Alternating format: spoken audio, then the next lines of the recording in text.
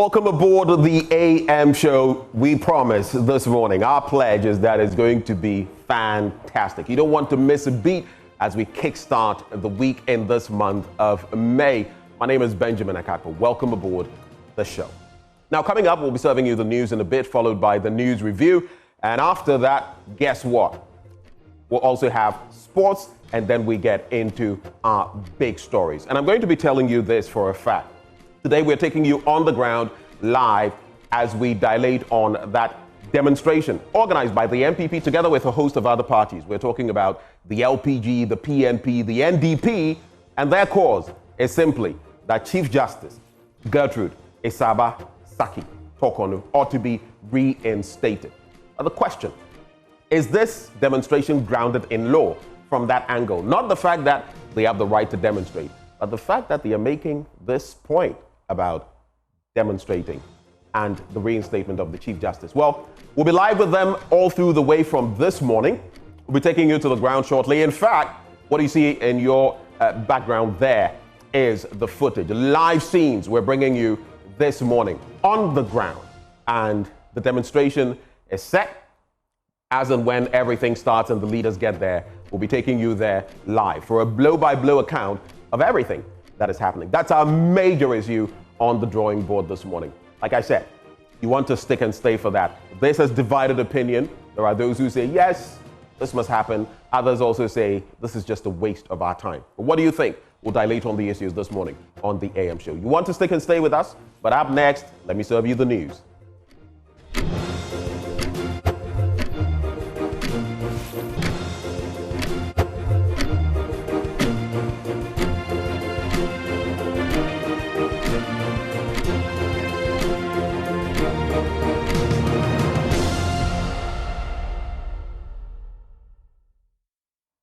Thank you for staying. Let's settle for the news up next. And some political parties, led by the New Patriotic Party, are holding a major demonstration today to protest the removal of Chief Justice Gertrude Tokonu. They argue the move threatens judicial independence and lacks due process. The protest, which organizers stress is about upholding the rule of law rather than misconduct allegations, will begin at the Supreme Court. We have engaged police. We have discussed in details the route. We will converge at the Supreme Court, the car park opposite the Supreme Court. Right. That is where we are going to do the mammoth gathering. Why there? We'll converge there, right there. We will present 3 petitions. The first will be presented at the Supreme Court.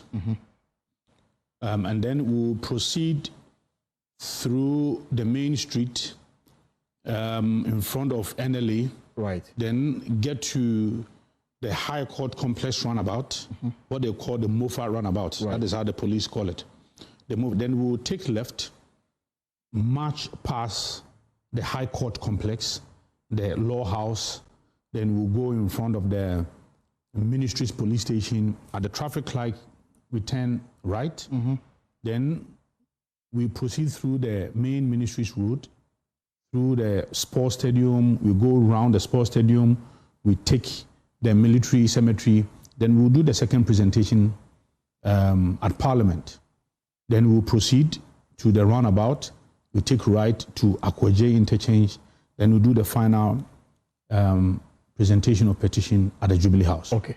That is where we'll bring everything to an end. But this is going to be the first of the many activities, protests, that will be undertaken. But the question that is on the minds of people. I mean, what law has been broken that has necessitated this protest that you intend holding on Monday? You see, the fact is that this whole thing is a political gimmick. It is something well calculated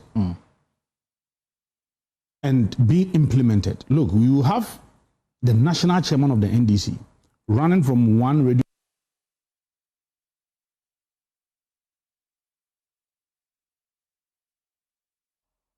We apologize for the poor quality of sound at the tail end of that conversation. But like I said at the start of the show, we're going to be on the ground, and my colleague Michael Ashale is live at the assembly point. He joins me now on phone. Mike, what's the atmosphere there right now? What do you see around you? Are there many people lining up for the demonstration? Yes, Benjamin Akako, we have been here since 5 a.m. I'll definitely be bringing you all the updates in all our bulletins. This is the place to be and to watch. Currently, we are at the frontage of the Supreme Court, where already, and I'll show you, scores of protesters already. As early as 5 a.m. when I got here, many of them had already gathered, waiting to add their voice to what the NPP has already been saying since the processes that triggered to remove Chief Justice Gertrude Torkornoo started, and will be all over this beat all over the day. Well, tell me, have you spotted any of the NPP bigwigs as of yet? Well, bigwigs, personally, I have not seen any one of them, except for Okoboy, who represented the NPP in the Lejokuku constituency in the 2024 parliamentary elections. Is one of the few that I have seen, but clearly, if you call any of the leadership, they tell you that to still mobilize one or two things. But this is a demonstration that they promised, and many more people are here, and some of them are arriving by the minute. And you can see that just across the street, many more people seated just over there, with some buses still people disembarking from it here. It promises to be a mammoth demonstration today. And the NPP said that they are submitting at least 3 petitions, one to the Judiciary, which will be at the Supreme Court, and then another to the Parliament. And then the final one will be given to President John Dramani Mahama himself at the seat of government, Jubilee House, later in the day. Oh, Papani Michael Ashali, thank you so much for bringing us the scoop there. Like he said, in terms of the bigwigs, the only one he can see there is the former NHIS boss and also contestant in the Lejokuku constituency, Bernard Okoboy. On now, you may call it once bitten, twice shy, because that is the story of victims of a series of fires in the Domey market. Fire ravaged stores in the market on at least 5 occasions in the last decade, destroying goods worth thousands of cedis. As the victims recover gradually from their losses, they are also putting measures in place, including the installation of extinguishers and ensuring their businesses against any future eventualities. James Aveji went back to the Domey market and tells the rest of the story in today's episode of Our Fire series. This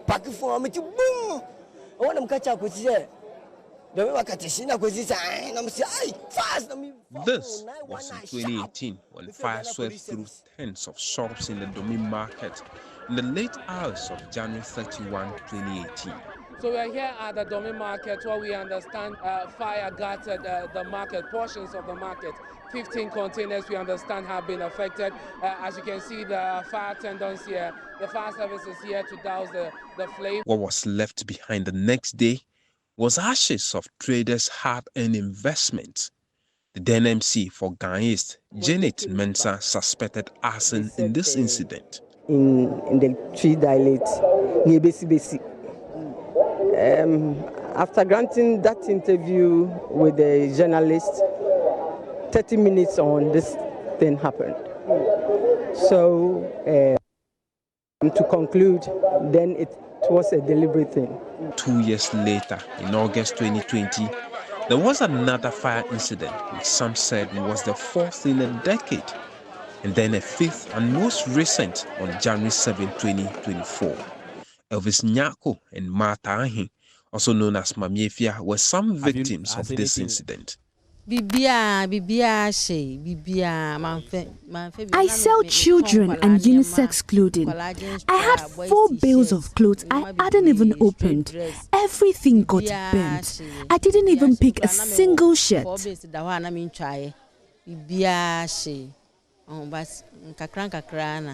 Elvis and his wife lost 2 warehouses full of over 800,000 cedis worth of provisions at the top floor of this story building. So it was huge because it was around November, December, my container has come. So I stopped for the Christmas. So I sold a little. So it was a huge stock that I had at that time. And everything. I picked only about 5% of it. was huge. And when we finished, and then the next day, which was on the 8th, which is Monday, we came trying to sort things out. It wasn't easy. And it was people's goods, supplies from other various warehouses that they've supplied me. It was roughly around 800,000 thereabout. That government. About 800,000 Ghanas. Yes. The debt, Elvis tells me, is yet to finish paying. It's not easy. It's not easy at all. Sometimes they will be calling you, coming here, giving you pressure. They need their money. And you need to pay them back. They don't care about fire because they gave you goods, you need to pay them. Some will understand you, but to what extent? It's not easy. Still, I'm still paying, and they are still giving me pressure, but I'm on it. On the many occasions of these fires, promises of financial assistance were made by authorities, most which are yet to be fulfilled.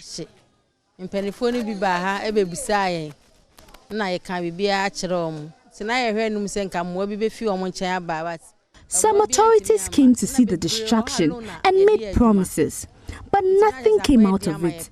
Things have been difficult because many of us were running our businesses on loans. We had to manage bit by bit to get back on our feet because no help came from anyone.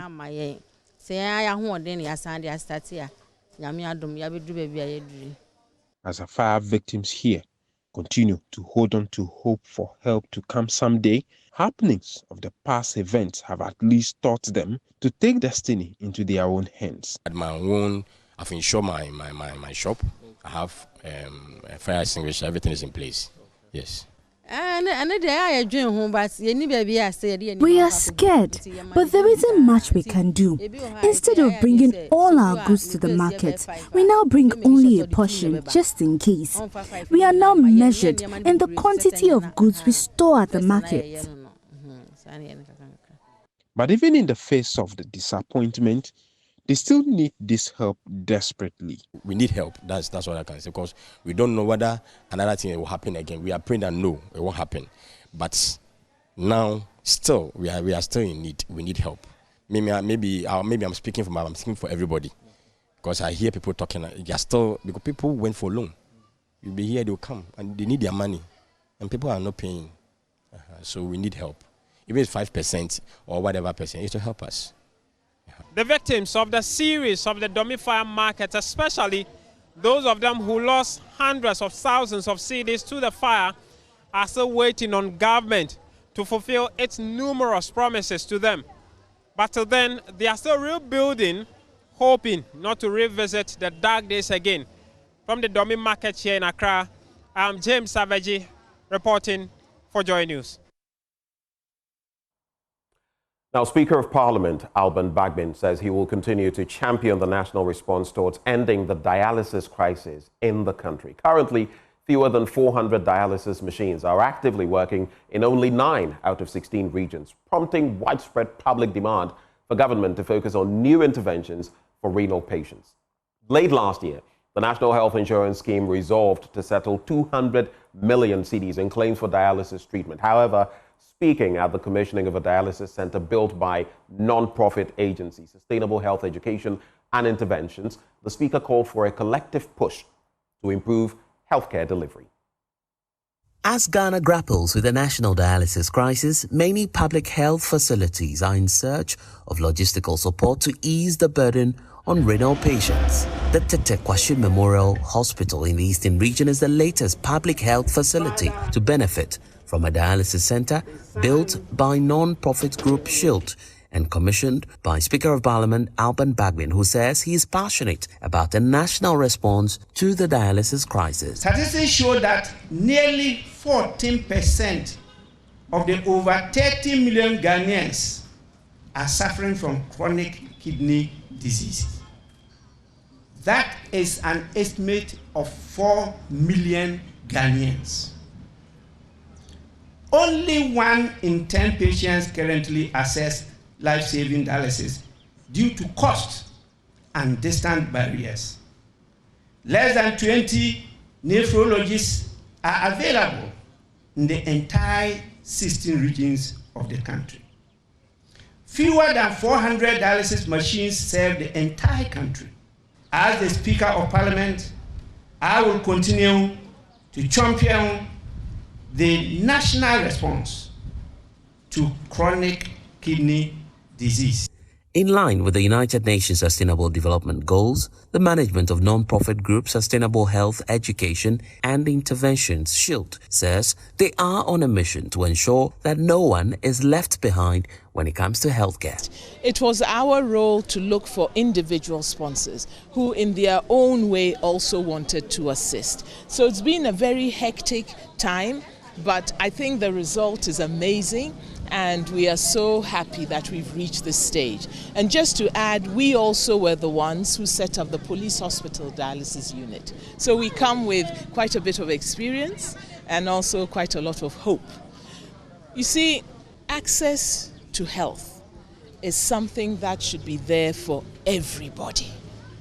Equity, access, and quality healthcare. And that is what drives the NGO SHIELD. Traditional leaders, together with management and other stakeholders of the Tetekwashi Memorial Hospital, are certain that this new facility will ease the burden of care on renal patients, especially those in the eastern region.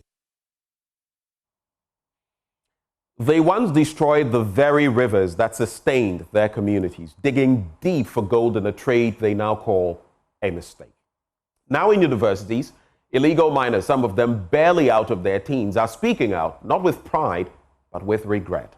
Two of them, a 24-year-old and 27-year-old university students, open up to Joy News' Mohammed Nuruddin about a life shaped by galamsey, the mysterious deaths of close friends, and their new mission, to right the wrongs of the past. They say some of their colleagues in other institutions want to make amends for past mistakes. Here's our special report, The Galamseyers' Regret. You've been in Galamsey for how many years, and why have you decided to go into Galamsey? Thank you for the question. I think I'm not into Galamsey because I like working. On the 14th of October 2016, I lost both my parents. They were catering of my education.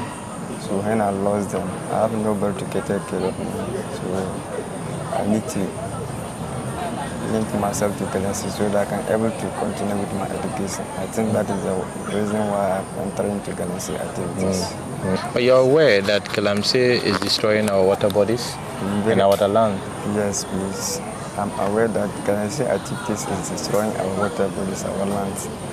They dug for gold in silence, but now their voices are breaking the silence with regret. For years, these young men survived through illegal mining, popularly known as galamsey. It paid their school fees, put food on the table, and gave them a future. But it came at a cost to Ghana's rivers and forest. 24-year-old Yao Atta, not his real name, is now a university student, but he says the money that paid for his education was choked in mud and mystery. Several of his friends died under strange and unexplainable circumstances while working at illegal mining sites. Do you have members who have died through this galamsey, and some of them who are in critical condition, maybe sick in the hospital or in the houses? Yes, for the past years I've been entering into galamsey. A lot of my friends lost their life. Some of them turned into drug abuse, a lot of child trafficking, prostitution. Some of them even fell sick and they cannot work again. They have to send them to their various houses. Now studying Bachelor of Education in Early Childhood, Yao is not just turning away from galamsey, he's hoping to lead the campaign against it. So do you regret going into galamsey and the fact that these activities destroy our forests, our water body, and even our land? Yeah, I'm deeply regret for that. Because when I sit down to realize what we have been doing at the galamsey sectors, for the next 10 years to come, our children, our beloved brothers and sisters, how to even get water to drink will be a problem. And to get a very good land to farm is also one of the big problems that we have faced for the past years to come. I think if I'm able to get support from NGOs to support with my education, I think I'll be very happy to hear that. And also, I think if I also be a member to be campaigning against Galamsey activities, I will be very glad about it. He says his education has opened his eyes to what he calls a crime against nature. So if they give you the opportunity to say a word to communities where you've mined, communities where you did the illegal mining, and now they don't have good water to drink, their forest is being destroyed, what would you tell them? I'll first let them know that I'm coming there for them to forgive me of what I have done for the past years.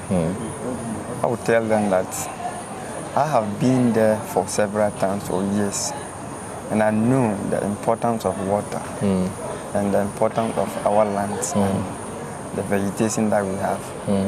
I think I'll educate them on how we are going to protect our lands, our water bodies. Yao is not alone. Other students who are into Galamsey are now holding their books and dreams. They say it is time for a new movement to protect what they once helped destroy. Here is 27-year-old Kojo Majid, not his real name. He's a third-year BSc Electricals and Electronics Engineering student. Do you regret that you guys have destroyed water bodies and forests? Yes, sir. Why do you regret? Because due to the this time around, the way the rain used to, it used to rain, and at first it's totally different. And this thing is also caused by the trees that we have been cutting down and the distance, the land that we have been destroying. That leads to how nowadays the rainfall it is not as compared to the first. Now, what is your goal now? Do you intend doing something to protect the forest, or to even restore the damage you've caused? Yeah, I'll also do something in order to stop it. I'll encourage my young ones, those that are working there, to also stop due to the damage that we are getting to the environment. From polluters to protectors, these young Ghanaians want to rewrite their stories. Their past is painful, but their message gives hope to the future. With support, they say they can become part of the solution. They were once buried in the mud of Galamsey, but today they are rising with purpose. One voice, one lesson, and one promise at a time. A report by Mohammed Nuruddin. From regret and restoration, let's talk about love, specifically motherly love. As we gear up to celebrate Mother's Day this weekend, your superstation, Joy FM, is giving mothers a magical safari day out on Saturday, May the 10th, at the breathtaking Safari Valley Eco Resort. This getaway promises to be full of unforgettable joy as you watch Mama smile from her heart. General Manager for Sales and Marketing here at the Multimedia Group Limited, Max Fuga, tells us about this innovative way of saying thank you to Mama. Mothers go through a lot of things. Yeah. I mean, they sacrifice, they do all sorts of things to see us through school, to see us through life. And even when we start working and we are making family, we have our own family, they are still there for us. That's true. They guide us. Yeah. How can we celebrate them? How can we say thank you to them? Look, sometimes, words, oh, thank you, Mom. Mom, I love you. Mom, you're there for me. Mom, you are my pillar. Mom, you are my hero. We have said all those things. But I believe that there can be other unique ways to celebrate our moms. Beyond the words. They Beyond would love just the some words, beyond experiences, just the cake. great and so memories. this year, we want to give them the experience. Okay, that's nice. And so we went to Safari Valley Eco Park, and they've agreed to partner us on this project. Safari Valley? Of all places. Wow. Safari Valley Eco Park. That's top tier. Super. That's top tier. Super. And for me, that is the best way and a unique way for us to celebrate our mothers this year. And again, instead of going there on the Sunday, we have decided to do Saturday. Oh, wow. Okay. So the Safari Valley, the Mom's Day Out, is going to take place on a Saturday. On a Saturday, okay. That's just the day before Mother's Day. Exactly. May 10th, just before Mother's Day, which is the May 11th. Okay. Now, why Saturday? Because we believe that, look, Sundays, people want to go to church, people want to go and the mothers themselves, they want to go for church. Women's fellowship. Our mothers are religious. Women's fellowship. And a lot of churches will celebrate Women's Day on that day anyway. Exactly. Yeah, Okay. that's true. I am an Assemblies of God person. I know normally Women's Day is the day we do the Mother's Day is the day they do the Women's Ministry Day and all those things. So there will be a lot of activities on that day. And our mothers themselves want to go to church and thank God. Okay. So we said, okay, Saturday, the whole day, use it to celebrate your mom. Wow. Okay. First of all, there will be a guided tour of the place. First, there will be a welcoming session where we welcome all the mothers and those who paid for them to be there. Obviously, if you want your mother to go, you are not just going to pay for your mom. You want to be with your mom. Yeah. And so there will be a guided tour of all our patrons. And then, after the guided tour, we're going to... during the tour, they get to see some of the animals that they've never seen. They've even taught us in books, but they've never had the opportunity of seeing them, coming very close to them. And so there will be the guided tour, the zebras, there will be all the animals that you can think of. Then we're going to... There's also an opportunity for boat cruising, there'll be an opportunity for horse riding, and a lot of outdoor games. A fun day. There's a fun day. And you see, some of the mothers, maybe young mothers can do the horse riding, but I'm sure if my mother were to be alive, she wouldn't do that, but she'll get to see all the wild animals, the wildlife that they have there. Beyond that, we're going to also provide live band. Oh, I see. So it's like a whole celebration thingy, there's a whole experience. program. It's just experience. Set up. Get your mother to come and experience. So okay. There's a guided tour, there is a buffet, and then there's a live band for them to dance to. And again, a lot of giveaways from our sponsors. Well, from there, we head into our business updates. Up next. Executive Director for Wholesale Banking at Access Bank, James Bruce, is calling for the country to position itself as a manufacturing hub to attract businesses from America. His call comes after U.S. President Donald Trump imposed heavy tariffs on countries in Asia where over 50% of global manufacturing takes place. He believes that countries such as Ghana stand to gain, considering the low tariff rates of 10% compared to that of Asia, ranging from 30 to over 60%. Mr. Bruce spoke to Joy Business at a trade forum held in Accra. You have to look at it from both a risk point of view and an opportunity point of view. So let me use a scenario. If you are a Far East Asian country and you produce textiles for the United States, the tariffs for the Far East Asian countries are between 50 to 60%, China being the highest. The tariff for Ghana is 10%. So what's going to happen? It will be cheaper for investment to move from Asia to Ghana to produce T-shirts, clothes, shoes, and everything for it to be exported to the United States at 10%. So that's an opportunity. Now the question here is, do we export enough for America to slap tariffs on us? Not necessarily. And traditionally, we haven't been a significant trade partner to them, apart from chocolate and gold. So for us as a risk, there's a risk there, but it's not significant that will shut the economy. But the opportunity side is far larger for companies in China, in Vietnam, Taiwan to move and produce here and take advantage. We already had AGOA, where our textiles were going for free. Now it's going to go to 10%. So it's an opportunity for us. So you think government should be targeting those industries there? I think government is already talking about it now. I mean, you hear about reducing our import bill for chicken from 400 million. You hear about coding, which means that if we're creating 1,000 coders, they are going to be creating software, they are going to be helping do chips and everything. So government is in the right direction. The key thing is that the private sector works with government together with regulation and the financial institutions. And then we can take advantage. It's an opportunity from where I sit. The risk, minimal, but it's an opportunity if we are going to take the right bets for me. The UK-Ghana Chamber of Commerce has reaffirmed its commitment to strengthening its position as a strong link between businesses in Ghana and the UK. Speaking to Joy Business, Executive Director Ajoba Chiama said the Chamber would continue to roll out various initiatives to support local members. Thing that we do at the UK Ghana Chamber of Commerce, where every quarter we host a fun networking event. In between, we also organize our capacity building programs. Some of them are in person, some of them are virtual. And we also host sector committee meetings where member companies can meet to discuss issues that are affecting their businesses so that we can undertake some advocacy work for them. So tonight is just fun and networking.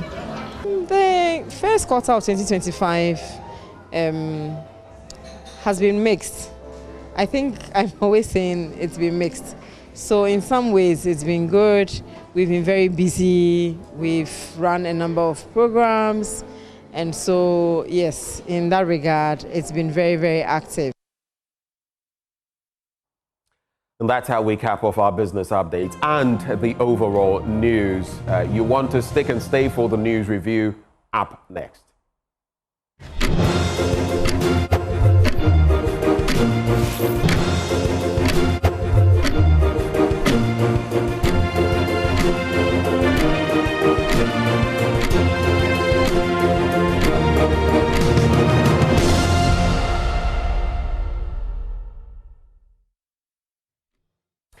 Welcome back on the AM Show. Time now for the news review.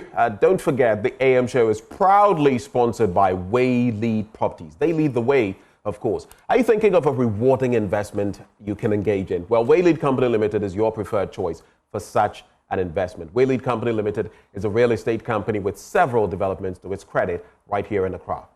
We're inviting you. Invest in our new development, Willow Lane, where elegance meets tranquility in the heart of Accra. We're providing quality housing at an affordable cost and also with a flexible payment option.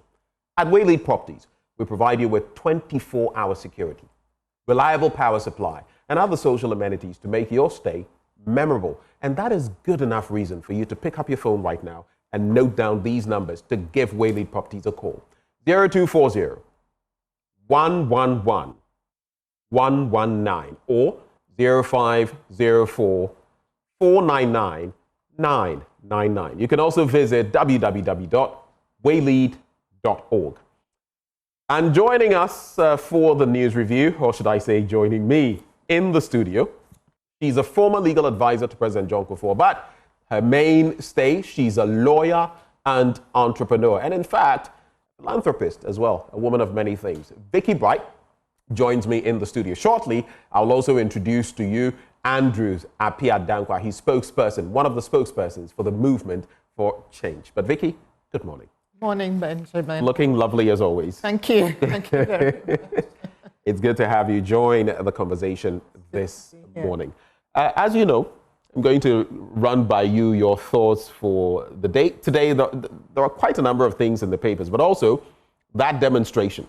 The big demonstration. Yes, the big demonstration, the New Patriotic Party, the National Democratic Party, the LPG, the PNP, all of them saying they are coming together to demonstrate against, to protest basically the suspension of her ladyship, the Chief Justice. Some say it's much ado about nothing. Some say it's a defense of our democracy. I don't know what you make of it. Where do you stand? Well, you know, it was interesting because it started off as just an NPP thing, and then now some of the smaller political parties are involved. My take on this is that the rule of law does not change depending on whether your party is in power or not. You know, there were a lot of, we have seen examples of this same Article 146 being exercised by previous presidents, including the NPP's own president, the former president, Nana Akufo-Addo.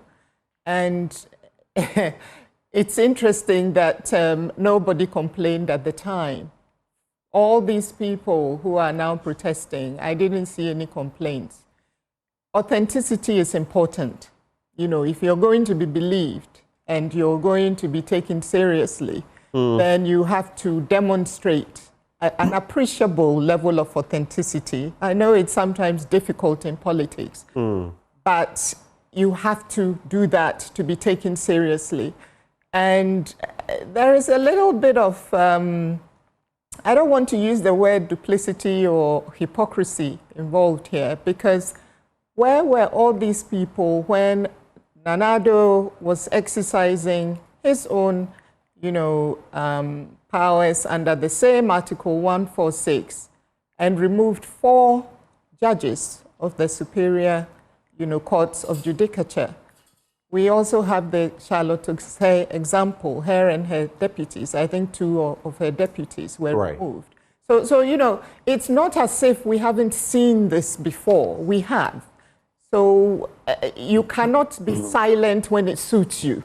Right. You are either going to be consistent in your defense of judges or of various provisions within the Constitution and their enforcement to buttress the rule of law, right, or you keep quiet, because otherwise, Ghanaians are very intelligent.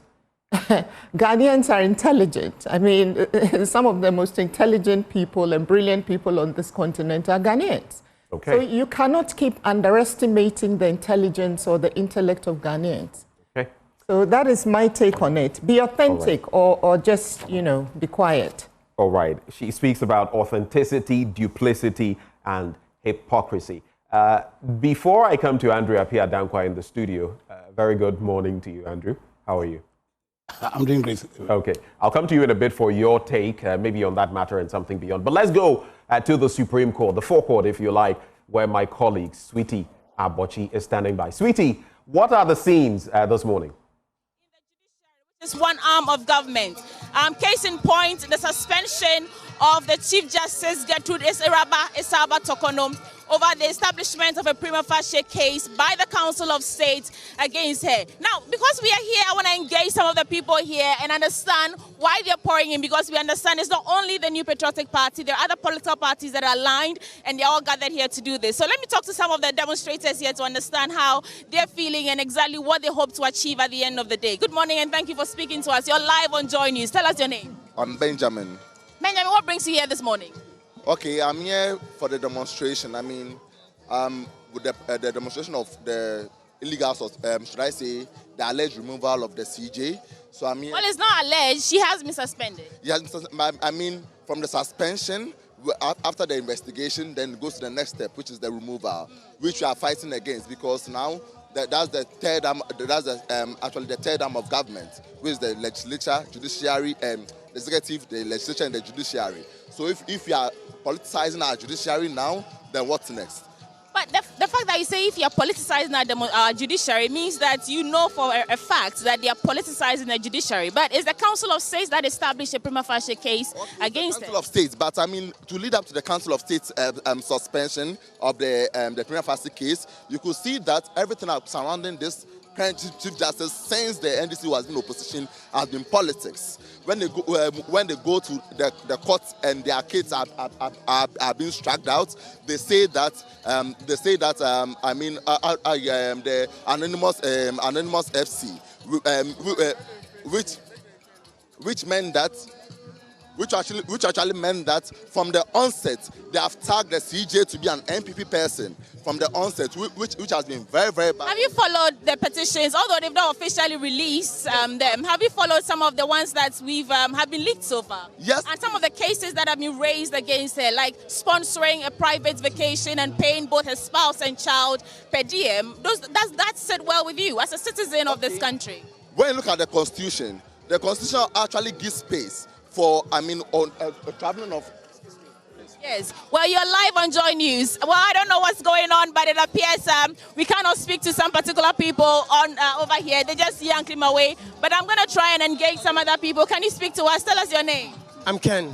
All right, Ken. I don't know why your friend or colleague was pulled away, but you tell me. We're just trying to understand why we are doing all this. Let's move and then get this interaction going. So, from your understanding, exactly why are you protesting here this morning? Once again, let me take this moment as an opportunity to greet the good people of Akemodan constituency. You see, some of us are here this morning just to protect against the unlawful dismissal of the Chief Justice. You know, As we speak now.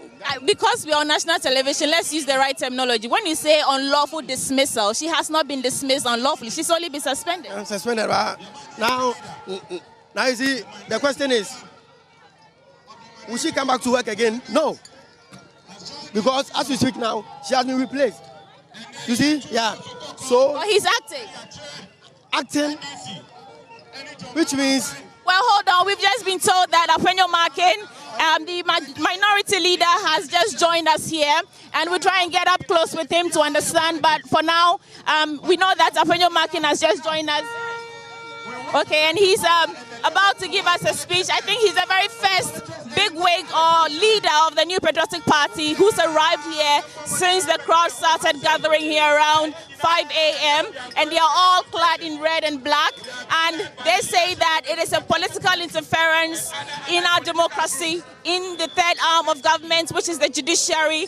And although the Chief Justice has been suspended, they are protesting the removal because they believe that the suspension is only one step towards the ultimate goal, so the penultimate step, which is to actually remove the Chief Justice from office. I'm trying to get up close with Afenyo Makin now and understand what he's doing here. Good morning, sir. You're live on Joy News. How are you feeling this morning?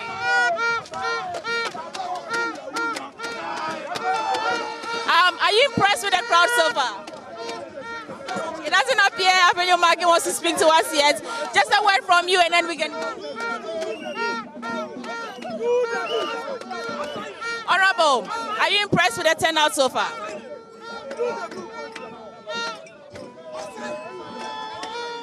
Honorable, what do you hope to achieve at the end of today?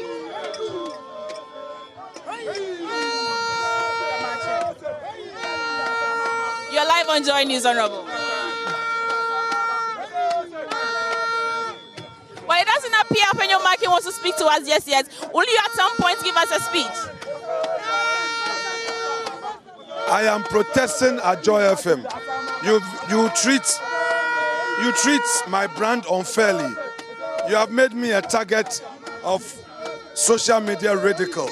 And I want Joy FM to change that attitude towards me. I've written a protest letter to you. You invite me on your program, and then anytime you invite me on your program, you have people on your online platform who deliberately destroy my... Honorable, we'll deal with that later. How about today? I'm dealing with it now, because any word that comes out of my mouth is likely to become another agenda setting. Correct it. Let's be fair. Joy FM, be fair. You invite me to your program, I come and you try to do that. Change it.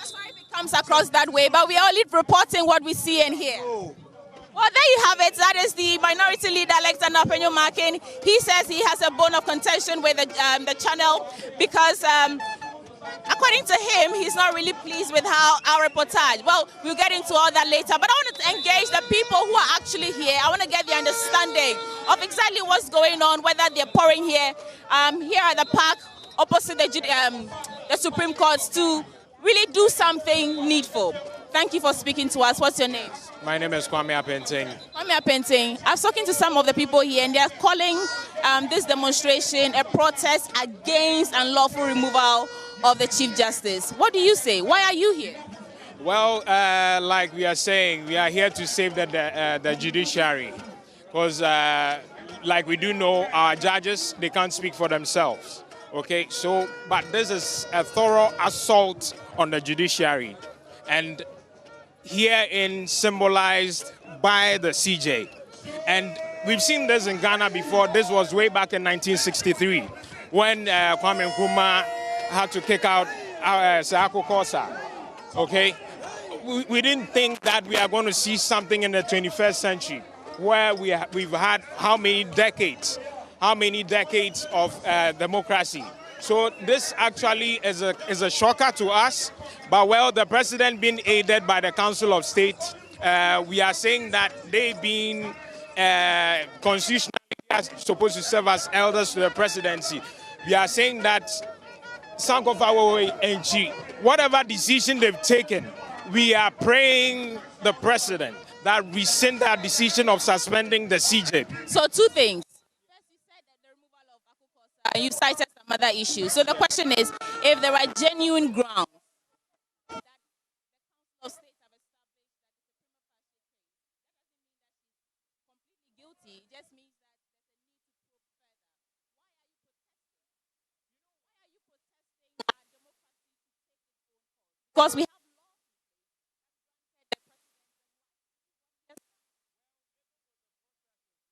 there are certain things we can say that are questionable. Okay, there are certain things with the processes that are questionable that we are even saying that and has even been contested in court. So even with the process, there are some questions to be answered with that.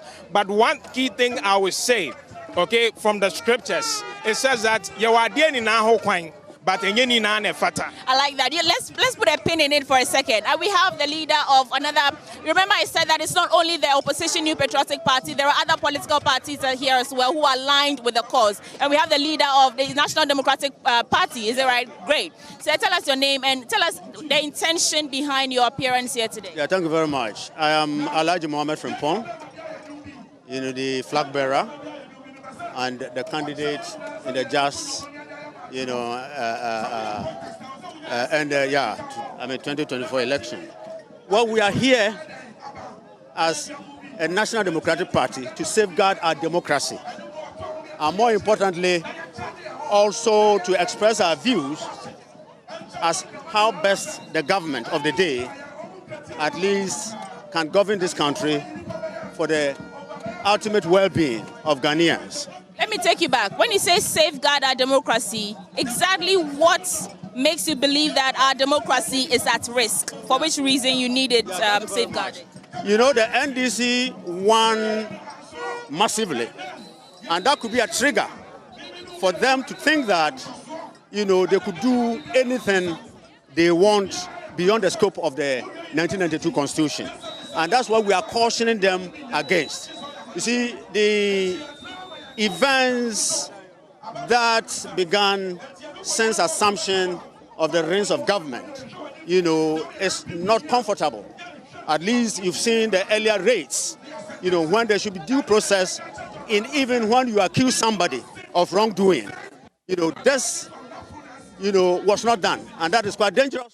Two, should I say, arbitrary retrenchment that took place. I don't even know the statistics, but that is now running in the thousands. And that is even sufficient to impeach the president, because you are cutting livelihoods of people. And that is even more serious. You talk about safeguarding democracy, but it is the Constitution that gave him the right to do everything that he has done. In fact, where in the process, of course, there's an ongoing argument about whether the discretionary powers that the Constitution grants the president should be regulated. But what exactly has he done wrong? Because you're talking about the Constitution, and he's done everything in consultation. All right, and that is my colleague Sweetie Abochi live on the ground there. She's currently speaking to the candidate for the National Democratic Party in the 2024 election. And he says because of the large numbers that the NDC has in Parliament, he is hoping that they will not go beyond the scope of the 1992 Constitution, or suggesting they have. That's an interesting part. Gentlemen, lady, it's interesting, right? We had our own thoughts simmering through our minds in the studio. I'll just say this before I come to you. When Minority Leader Alexander Afenyo-Markin said, Joy FM had not been fair to him, just to play with, this is Joy News, by the way. Joy FM, it's on the other end. They are doing their thing. We've not had an interaction with you. I feel it was a lost opportunity to talk about the demonstration. But let me come to you, Andrew Zapia Dankwa. What do you make of the demonstration? Sitting here, I listened to some of those, not the Afenyo-Markins and the rest, speak. And I was asking myself, do some of them understand why they're even there? Yes. Your take. So let me take this opportunity to wish your lovely viewers a good morning. Wish my esteemed co-panelists a good morning. I consider it a privilege to share the platform with yourself. Good morning to you, Benjamin. It's been a while. Yeah, it's been a while. So about this demonstration, I think the starting point would be to say that under our constitution, they have a right to demonstrate. So yeah, clearly as in they have a right to demonstrate. Then the next question is, what are they demonstrating about, or what are they using this opportunity to demonstrate?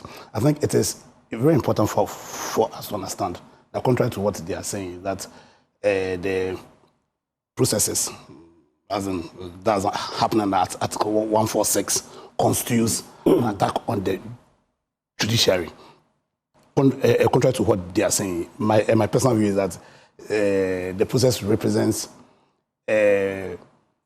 fulfillment of one of the abiding principles of our Constitution, the principle being the principle of accountability and probity.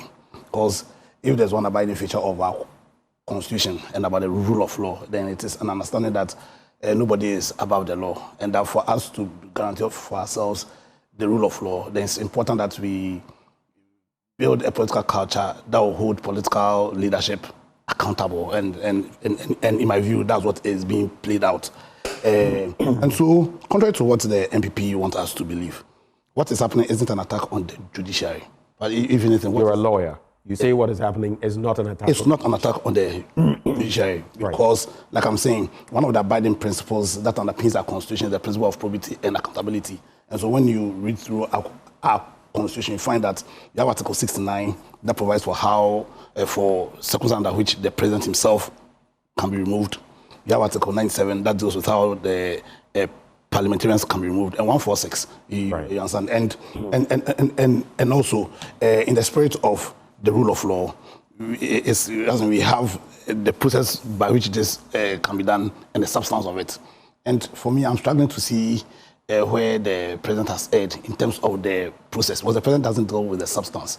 He deals with just the process. And also to add that, as I'm on all fours with what my learned senior said, in terms of adhering to some, as in, well, she called it hypocrisy.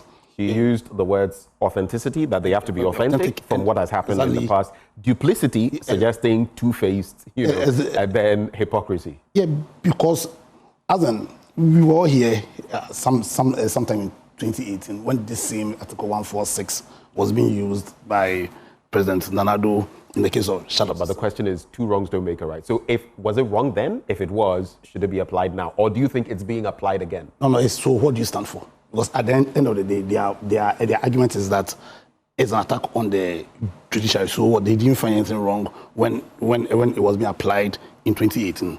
You must stand for something. And the double standards here is quite worrying. In my view, what is really under trial is principle. Because if you principle is under trial. Yeah. That's interesting. Yeah, what is under trial here is principle. Because at the end of the day, it's the principle of it. Because principles don't change. Yes, principles never change. Right. And so if really your demonstration is a deep-seated fidelity to the principles of the rule of law. Yeah, understand. Then in 2018, you should have had an issue with the process. So for me, it's sad that a major political party, and I think I want to address in the good old days when Honorable Vicky President were at the Home of Affairs, then people would never have undertaken this stand. But the party, the value set of the party has been so altered that we all don't know what the party stands for. And I think it's necessary that I quote the words of Martin Luther King when he said, if you are a man and there's nothing that you are ready to die for, you are not worth even living. You must stand for something.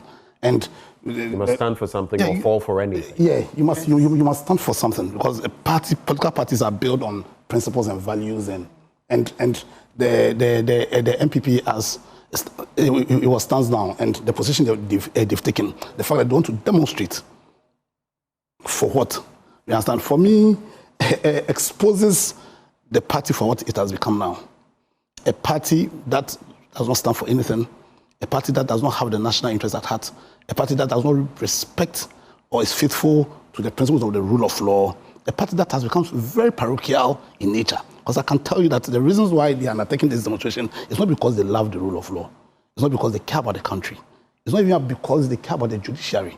But it's just, for them, it's just an opportunity to advance the individual cause of the party and the individual causes of the people leading this demonstration. Do you know what you're saying? You're saying that these people are engaging in their own vested interest or looking out for their own vested interest against the national interest. They say they are looking out for the rule of law to ensure that we don't set precedents, we don't sow the seed of discord for the future. And you've been a member of the NPP. You're now with the movement for change. Is that not it? In fact, and you're saying you are lampooning your former party like this. But what I've said this, I'll say soon. I've not departed from the principles. You see, the name NPP is just a name.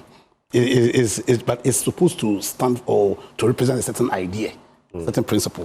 You understand? And I'm saying I've not departed from those ideas. They have departed from that idea. And everything that's happening. And you see, I can go back how they handled the MPs issue the last years and the way they also flip-flopped again, how they flip-flopped on so many issues, and how they are flip-flopping now. The clear lack of respect for principle. You understand?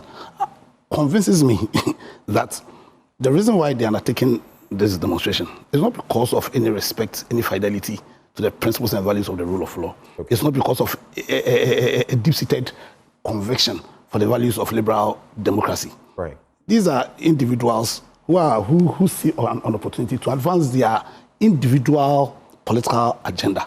You understand? And so because really, like I'm saying, if you read our constitution in whole, one of the fundamental abiding principles of our constitution is the principle of probity and accountability. Right. So I demonstrate, and so if based on those principles and based on the clear terms of the constitution, the fact that the constitution represents the entire value set of the people of this country, and you want to demonstrate where there's an express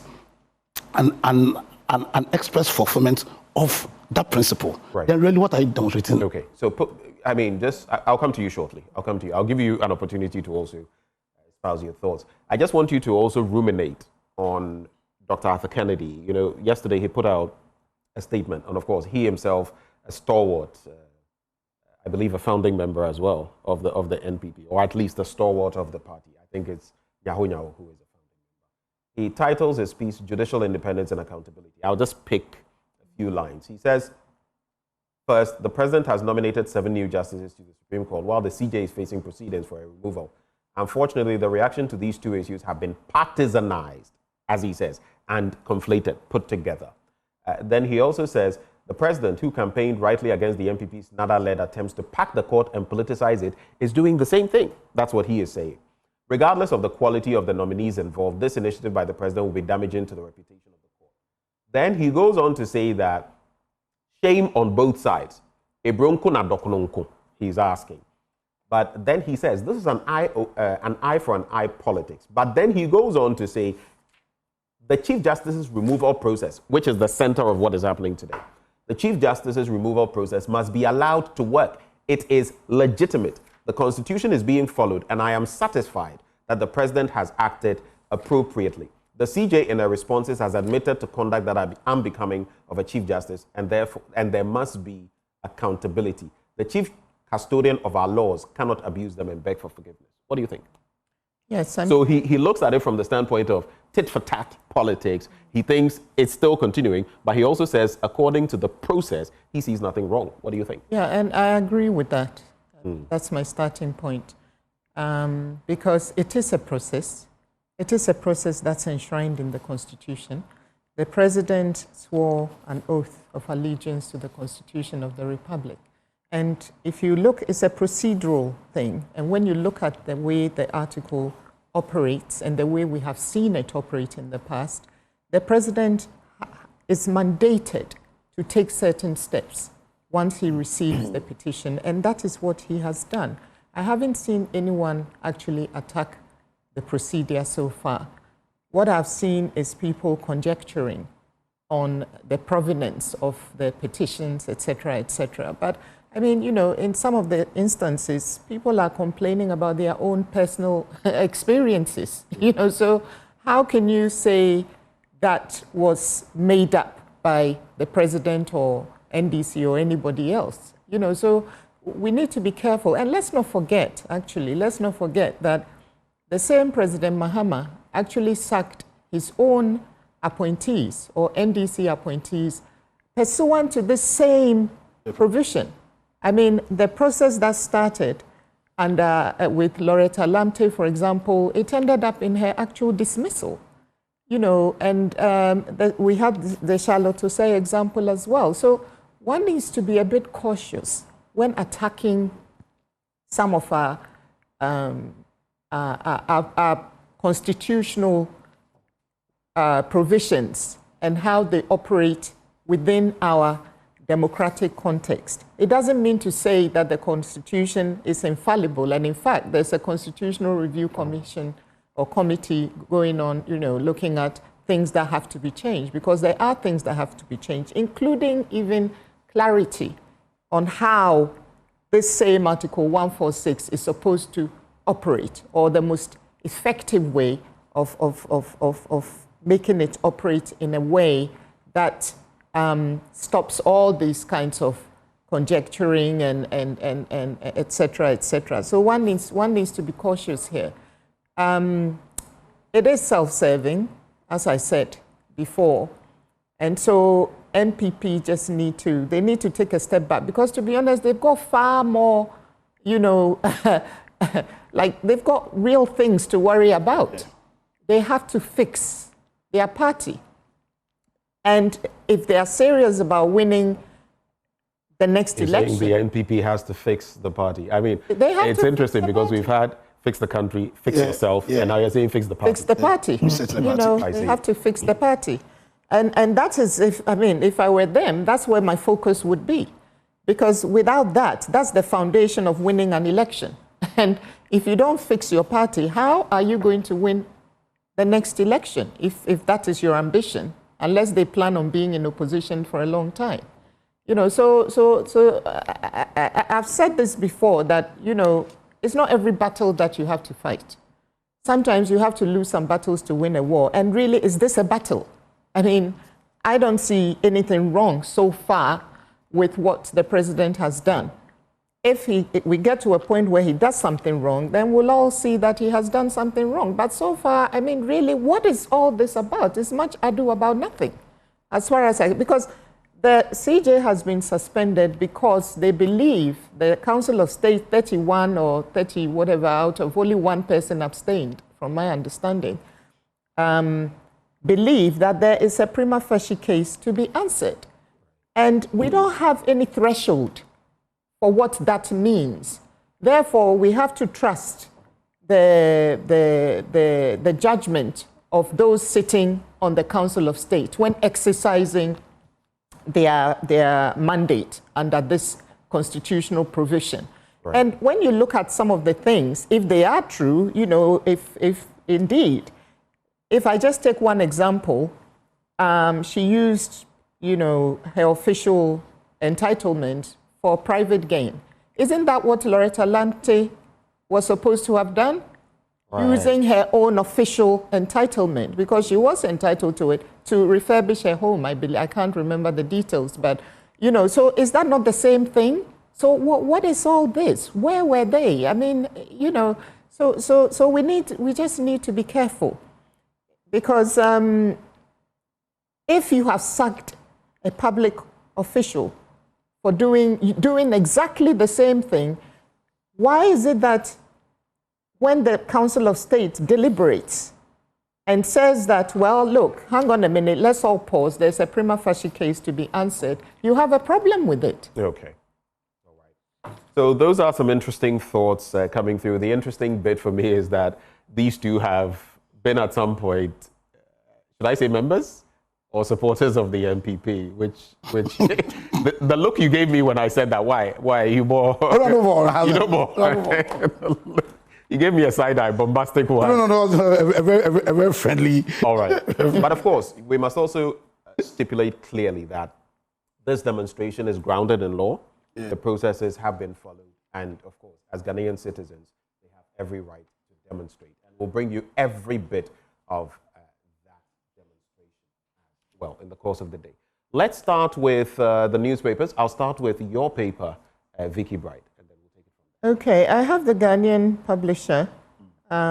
We have an article by Professor Yanka, JM, touch not the anointed. Abronyi charges on Kennedy Japan, you are selfish and greedy. And then we have the A+ making a dramatic U-turn in AG corruption allegations. What else do we have here? Something about, okay, Fitch, you know, the ratings agency Fitch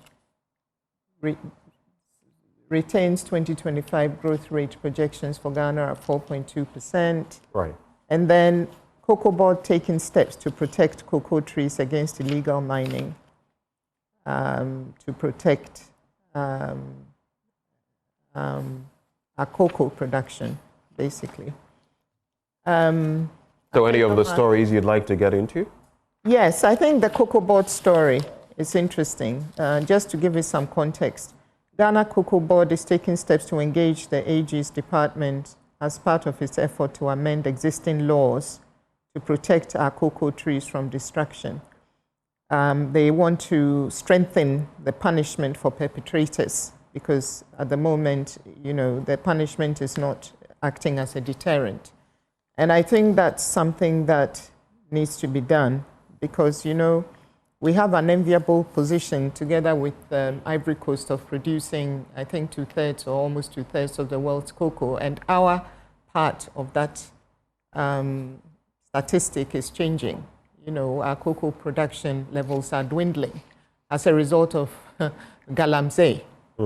And so I think that something needs to be done. And I'm very happy that Cocoa Board has taken this initiative to do that because, you know, this approach to tackle galamsey it should be multifaceted. And I believe this is one significant part of it. And I will urge the Attorney General to actually prioritize these laws. Because, you know, it just cannot continue as it is. You know, in other countries, trees, or even here in Ghana, certain trees are protected. You can't just go and cut them. You'll get in trouble with the law. So if we can have the same level of protection for our cocoa trees, I think it would help. People won't just sit at home and watch galamseyers come and take over their cocoa farms and give them money every month. You know, and that money, by the way, pales into insignificance compared to what the galamseyers are actually making. But then, you know, it's more than they make from the farm. So I think, yeah, this is something that I'd like to talk about. And then we have Afenyo Markin demanding an apology from Joy FM, which you mentioned earlier. Right. And Ghana, yeah, the government is developing... You can actually get into that story. Afenyo Markin demanding an apology. Okay, yeah. So, actually give us the details. Okay, Minority Leader Afenyo Markin has protested what he describes as a gross misrepresentation of comments he made during a recent interview on Joy FM Super Morning Show. In a formal letter addressed to the media outlet, he said that he condemned a headline attributed to him that suggested he had endorsed the NDC as a sellable brand. According to him, that headline was inaccurate and created a false impression that he was endorsing the NDC, stating, and I quote, "It strips my comments of their full context, misrepresents my intent, and unfortunately exposes me to unfair public criticism and political mischief." Now, I'm not too sure exactly what he said on Joy FM. Joy FM apparently is yet to publicly respond to the demands. So what I gather is that obviously he will not come out and say, I am in full support of the NDC, being minority leader and a doyen or key representative of the NPP. But it was a quote card. And on a quote card, I think you've seen some of them, Vicky Bright, when we've quoted you. We cannot put everything you've said on a quote card. It's a piece of what you've said that will be put there, which I believe has become the bone of contention. But let's allow him to also express his sentiments. I mean, no grievances. We shall allow him to express his sentiments. And if anything will be done, it will. But I also know that we have our policies here, and if anything had been done in the wrong, certain actions would have been triggered. That's above my pay grade. So I will leave those who are in charge of that to deal with it. I simply wanted to correct, though we are all under the same umbrella. Sometimes people call into the show and they're saying Joy FM, Joy FM. Joy FM is radio. We are TV. We are not dissociating ourselves from them. But if you are annoyed with radio and so you will not talk to TV, then that's just it. Anyway, other stories. The headline has been changed anyway. Right. Okay, so maybe your reactions to these stories. Any interesting? I think the cocoa one. I think as a country we need serious conversation on the cocoa issue for a sector that has been the backbone of the economy for a very long time, and the extent to which cocoa productivity is dwindling. I think even last year they struggled to raise what's called a syndicated loan. Respect of the coin, but that's a clear indication of how the sector is sinking. I think we need to have a conversation whether or not probably we need to deregulate it as in to invite more private actors there. You understand? Because essentially, why would the cocoa farmers sell their cocoa farms to galamseers? Because probably they are not making enough economic gain there. So I think as a people, in the spirit of the reset agenda, we need to have a conversation about the cocoa sector and probably take make a lot of radical decisions to salvage the sector, because I think it's going downhill and we need to. So I think that if we need to, there must be a conversation, a serious conversation on the cocoa sector. I have seen. Oh, please go ahead. No, I was saying that it directly impacts our GDP, and also other countries like China have started growing cocoa. So, I've spoken about that before. China's is very minimal if you look at it. It's more experimental. What we should be worried about really is South America. You know that initially. South America, yes. I have looked at the trajectory from I think the 1950s all the way to now. In the past, there was something on that. And we've always, been in there and all of that, especially from a certain period. But at a point in time, the South American countries were the biggest.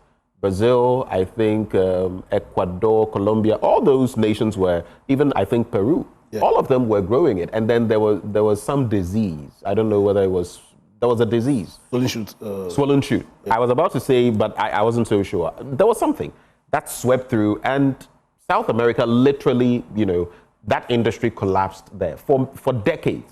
Yeah. But they started some resuscitation, and in the last maybe 5 years, they've been upping their numbers. Yes.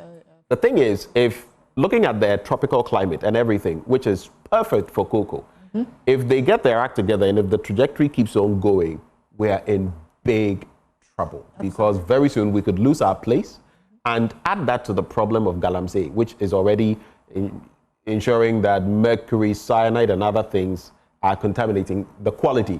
Remember, it's not just production. We've always ridden on premium cocoa. Yes. So if you lose out on both ends, people may stop purchasing your cocoa because, we think it's a bit more polluted now. And then you are losing out on the numbers. That could mean literally a collapse of the industry. Because you are producing, but you're not able to export. Exactly. So it will affect the syndication. It will then have a knock-on effect. We take too much for granted here sometimes, Yeah. Anyway, let's get into your paper, Andrews. Educhum is not serious. That's the headline. It sounded like it was coming from it sounded very much like it was coming from you. That's the Inquisitor. The Inquisitor. Educhum is not serious. Okay, we'll find out why it is saying that. I've seen a few things, but you will find out why it's saying. Omanibuama Pamel's minority over military reshuffle. And MP boss IGP plots to curb for diversion.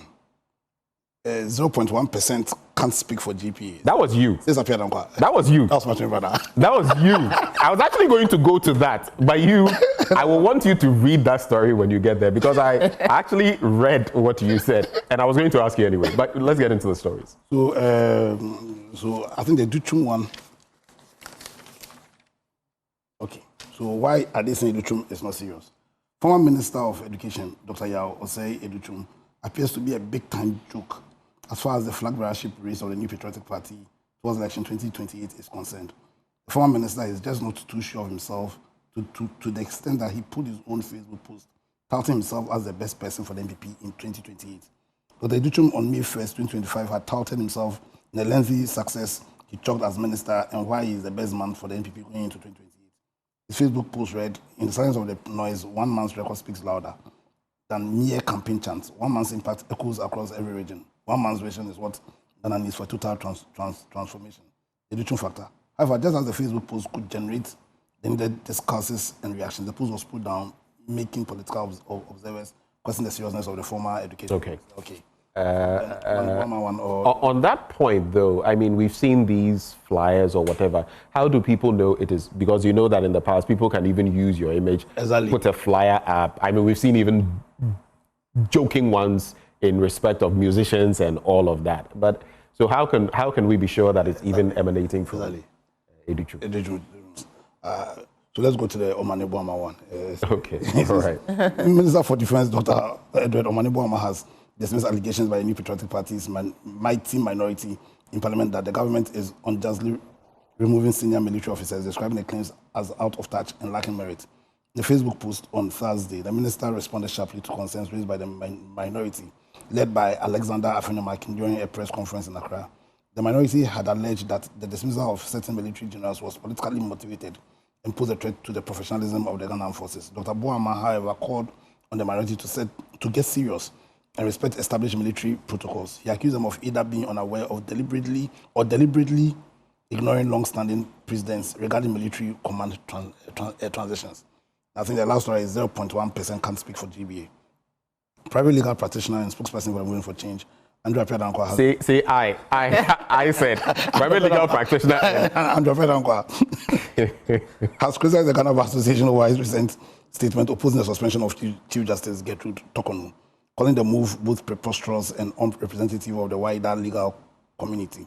Speaking on the matter on Channel 1 TV's The Big Issue on Saturday, May 3rd, Appiah-Dankwa questioned the legitimacy of the GBA's position, arguing that it does not reflect the views of the majority of its members. Okay, I think you can stop there. Let's maybe start from there. You say 0.1%. I don't know when you did the calculation. Did you do the calculation? Actually, it's 1%.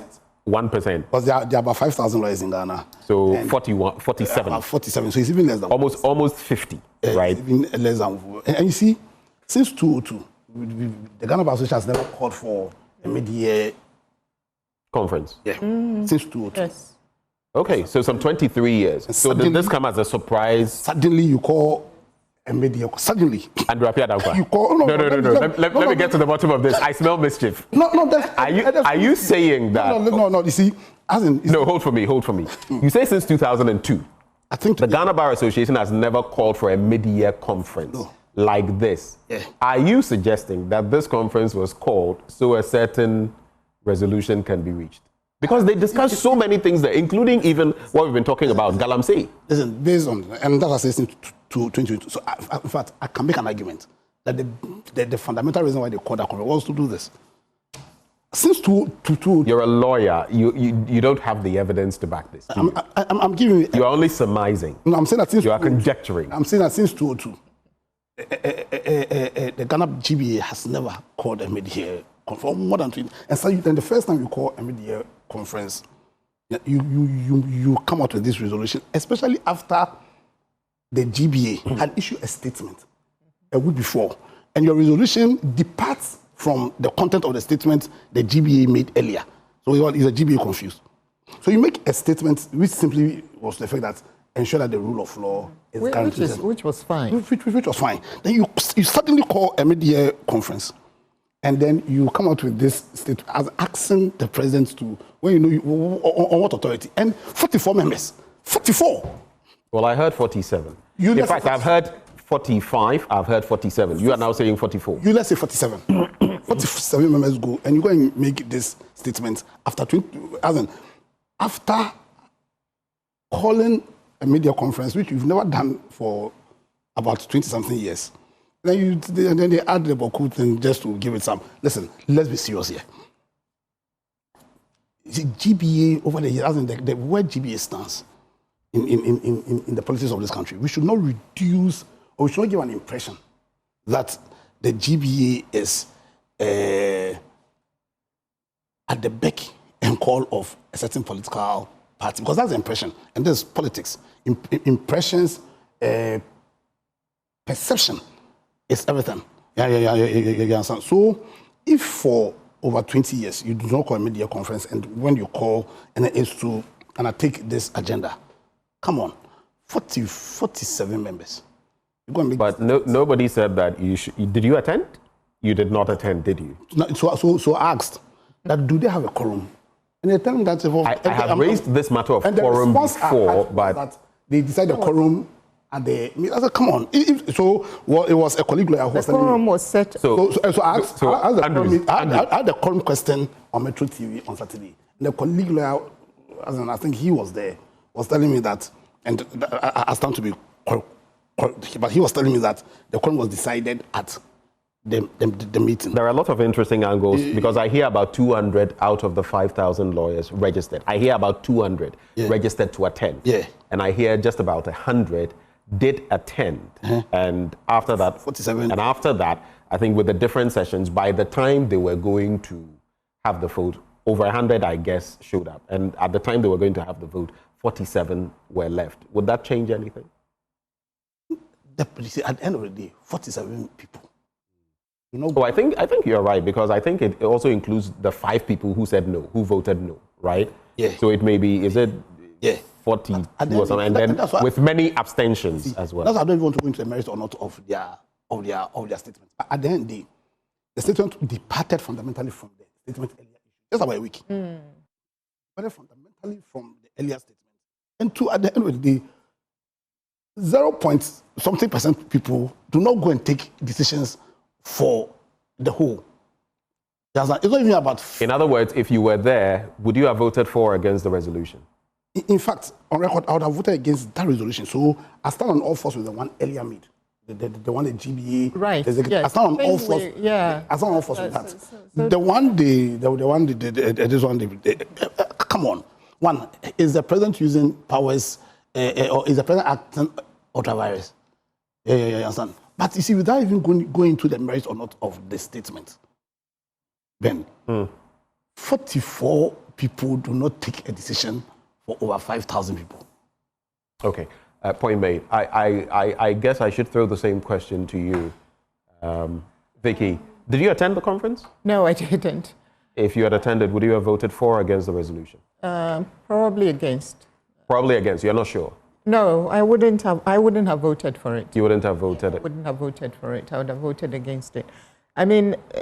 But the question is why? For similar reasons that my brother Andrews gave. Because, some of the things in the resolution, I mean, I think one of the things was that they said, the president's actions raises concerns over presidential overreach, because the president isn't a judge or judicial officer. And circling back to what I said earlier, where were they when President Nana Addo made similar judgment calls?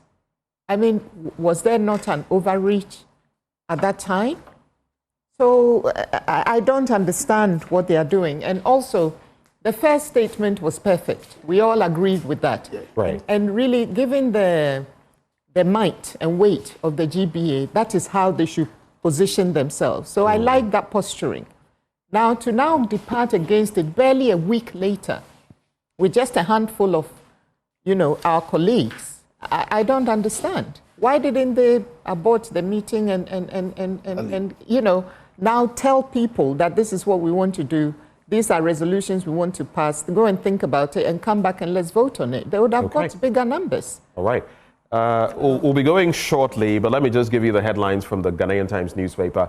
Agnes Owusu, and of course, it's also because today, mainly one of the focal areas is this CJ issue and the demonstration. But Agnes Owusu needs help to undergo brain tumor surgery. 2.4 million Ghanaians vulnerable to food insecurity, that's according to a report. And 5.8 million Ghana Cedi Tetekwashi Memorial Hospital Dialysis Center inaugurated. Let me just give you a bit. Nipa Hiamwa. So let me go to page 13 and give you a snippet of that story. Agnes Owusu needs help to undergo brain tumor surgery. 21-year-old Ms. Agnes Owusu, a budding young journalist on internship with the Ghanaian Times, is in dire need of financial support in excess of 160,000 Ghana cedis or $12,000 to enable her undergo brain tumor surgery. I'm going to put a pin in it, end it here. They give a UBA Kaneshi North Industrial Area account number 001 030 687 01511. What I'm going to do is I'll repeat this number, UBA Kaneshi North Industrial Area. If you can grab a copy of the Ghanaian Times newspaper or reach out to the Ghanaian Times, they will help you connect with Agnes Owusu.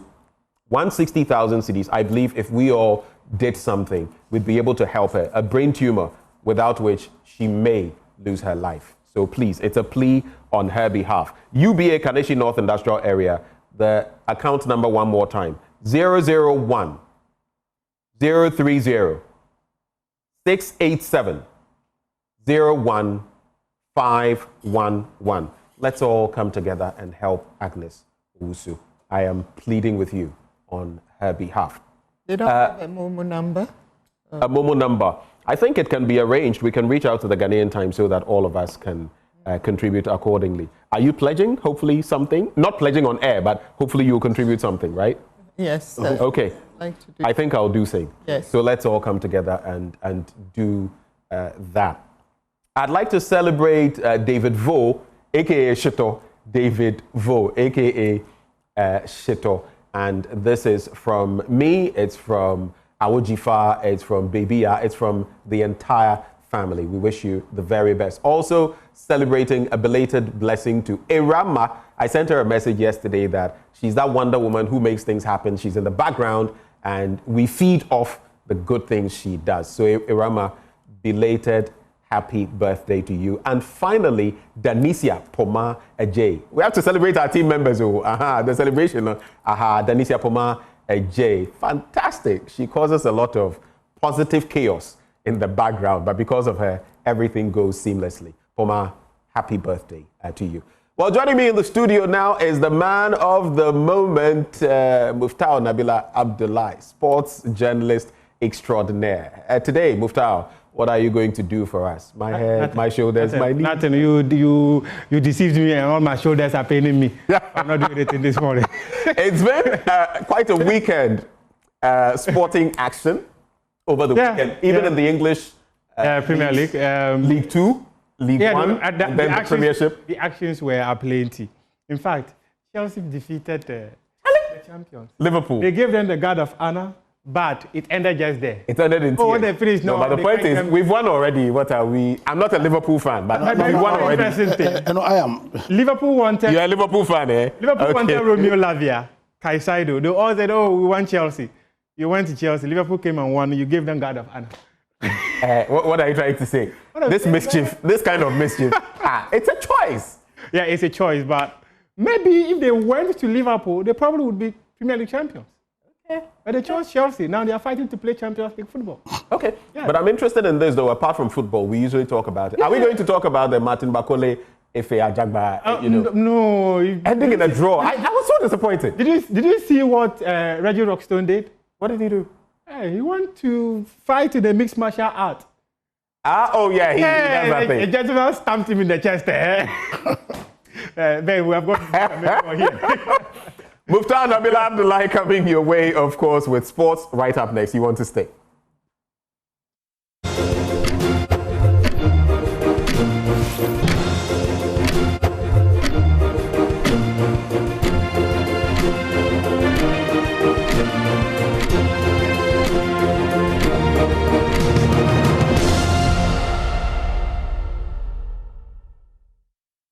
The Ghana Olympic Committee, Richard Akpakave, has called for unity among federation members to ensure the development of sports in the country. Speaking in the latest edition of Prime Take, he said that the Ghana Olympic Committee is a big institution, and with the right direction, they'll be able to secure the needed funding to develop sports in the country.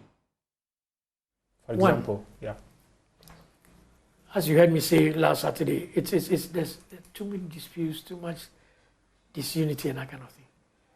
Look, the GOC is a powerful body. Powerful because it represents all the sporting federations. So you're a powerful man? Well, I'm a powerful person among powerful people. So together we are powerful. Powerful, okay, Together that's true. And therefore, we must influence sports policy. That's my view. We must. And to do that, we must have one voice, one powerful voice. Look, if we don't have one voice and we are all over the place, nobody listens to us. Not the ministry, not the government, not the NSA, not the corporate world who we want funding from. They don't take us seriously. But if we are one voice, they take us seriously. Because it is important that we sell that sports is not for, excuse me to say, ragamuffins. It's a serious business for people. And it affects so many young people. Hundreds of thousands of young people in this country play sports, do sports.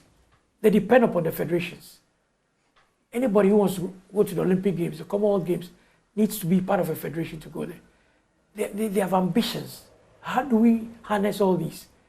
We can only do that if we are united and we have a plan to get to where we want to get to. So those are the things I want to do. One, united.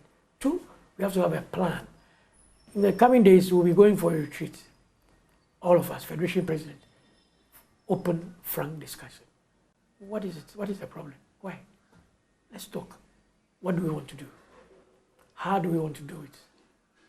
And how do you think GOC should be a part of that vision? GOC is the fulcrum. Yeah. Because once all the federations come together, we agree, then GOC takes that and sells that. I think it's Teddy who sent. And will be in action later today against Senegal on March Day 2 of the ongoing Africa Under-20 Cup of Nations. The Black Satellites in their opening game, you can see on your screens there, against Congo, ended 1-1, and their head coach, Desmond Offer, said that the boys needs to be clinically in front of goal if they're to stand a chance of qualifying to the next phase of the competition. With 1 point, the group is widely opened, and Ghana will be seeking to secure their first maximum points later tonight to be able to qualify to the next phase of the Under-20 Cup of Nations. They will be coming up against defending champions Senegal later tonight before wrapping up their final group encounter that will be happening on Thursday.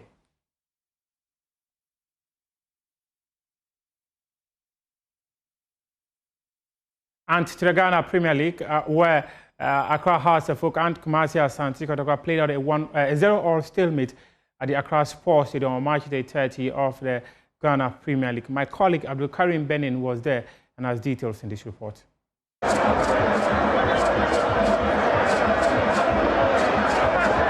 It was an entertaining 90 minutes of football at the Accra Sports Stadium in the match week 30 super clash between Asante Kotoko and Hearts of Oak.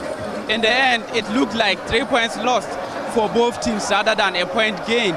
Asante Kotoko ended the game strongly, but they could not find the goal to win the game that would ensure that their title charge is on track.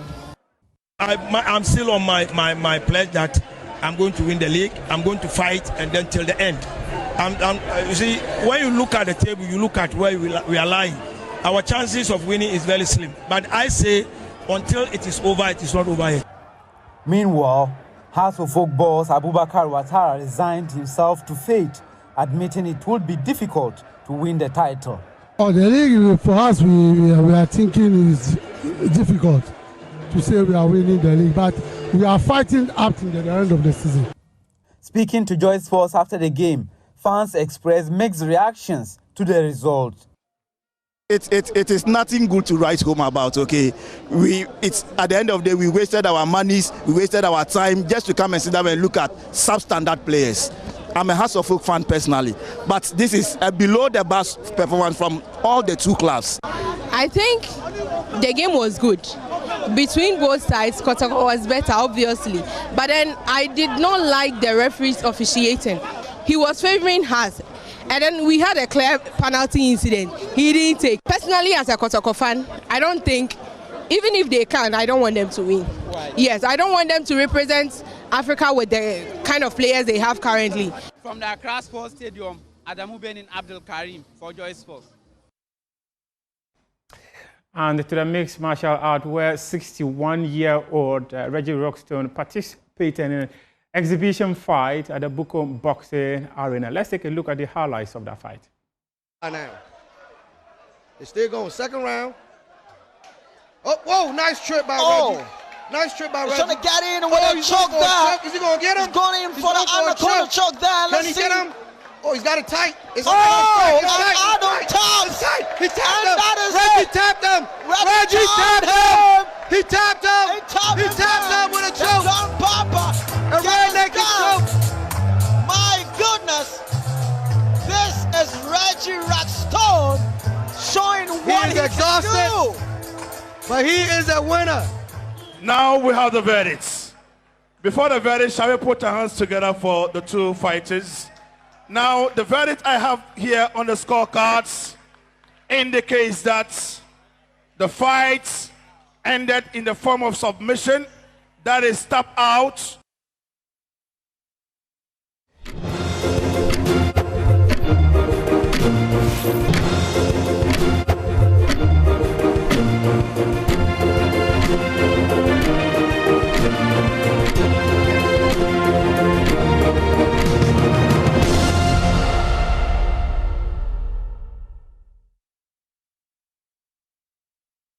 Welcome back on the AM show, and we take you back to the live action happening within the precincts or right around the Apex Court. Sweetie Abochi is standing by. We take you back there. Sweetie, what else can you tell us? What are the numbers looking like?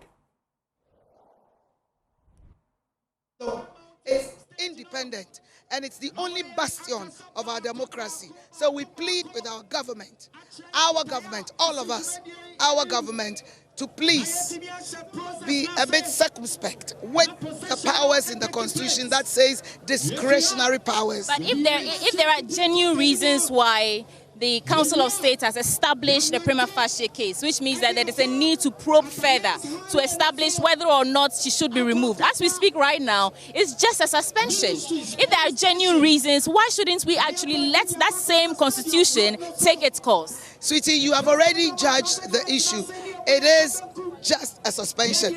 We don't believe it's just a suspension because the petition is frivolous. Have you had a chance to read any? Yeah, but don't do some of them because it's your job.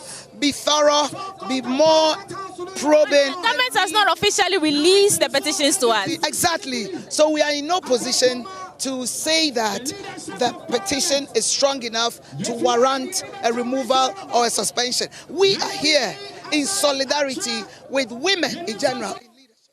That is why you see us.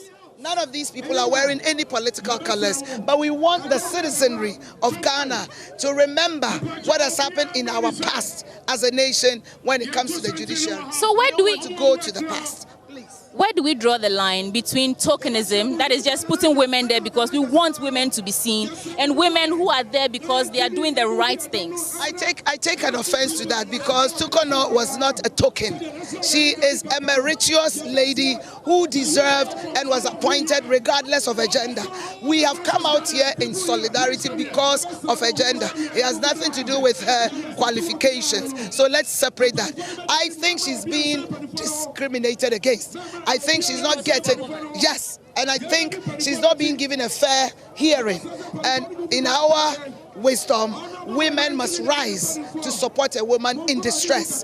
The nation needs to rise to this occasion because the suspension, as far as we are concerned, there is a bit of a... Well, you know the president has every right to suspend it. That's why we said it's discretionary powers. We, the people of Ghana, are here to be served by the leadership. So this is not autocracy, this is democracy. That's why we have the right with the permit to exert our influence in expressing our thoughts and our misgivings. So we are not here to fight with the executive. We are here to register our protests, our misgivings that the government needs to listen to the citizenry.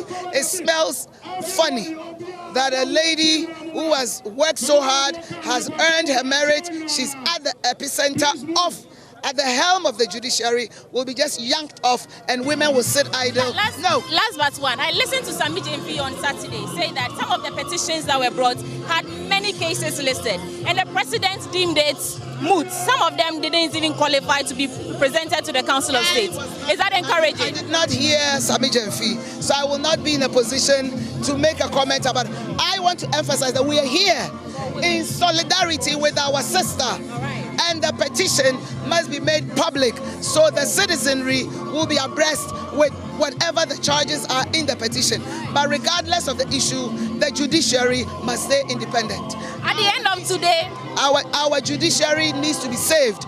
It needs to be non-partisan, and it will give fair hearing. Justice should not have any political colors. That is our... So you want the Chief Justice, the suspension to be lifted? You want the petitions to be made public? And at the end of today, what do you hope to achieve overall? We are in solidarity with any woman, any leader who is a female, who is being harassed, who is being discriminated against, needs our support. And Ghana must rise to the occasion.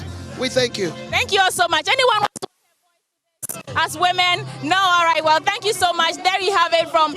Say again? Okay. So there you have it. That is former Minister of State at the Office of the Presidency, Catherine Apeku, with a bevy of women here who are saying they are here simply in solidarity with a woman Chief Justice. And as the third ever female Chief Justice of this country, it would be a travesty, so to speak, if we remove her. So they are only here in solidarity. You can see a woman marching in front of me. I think the people are rallying, getting ready to begin the march. And of course, we'll keep you updated right here on Joy News. Sweetie Abochi again, over to you.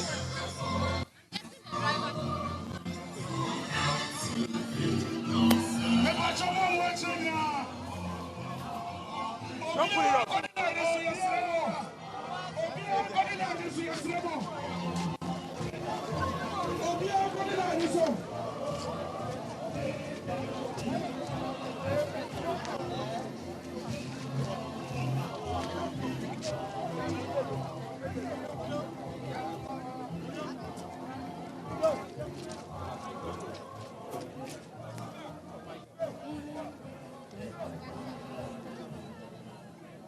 Arise, Ghana.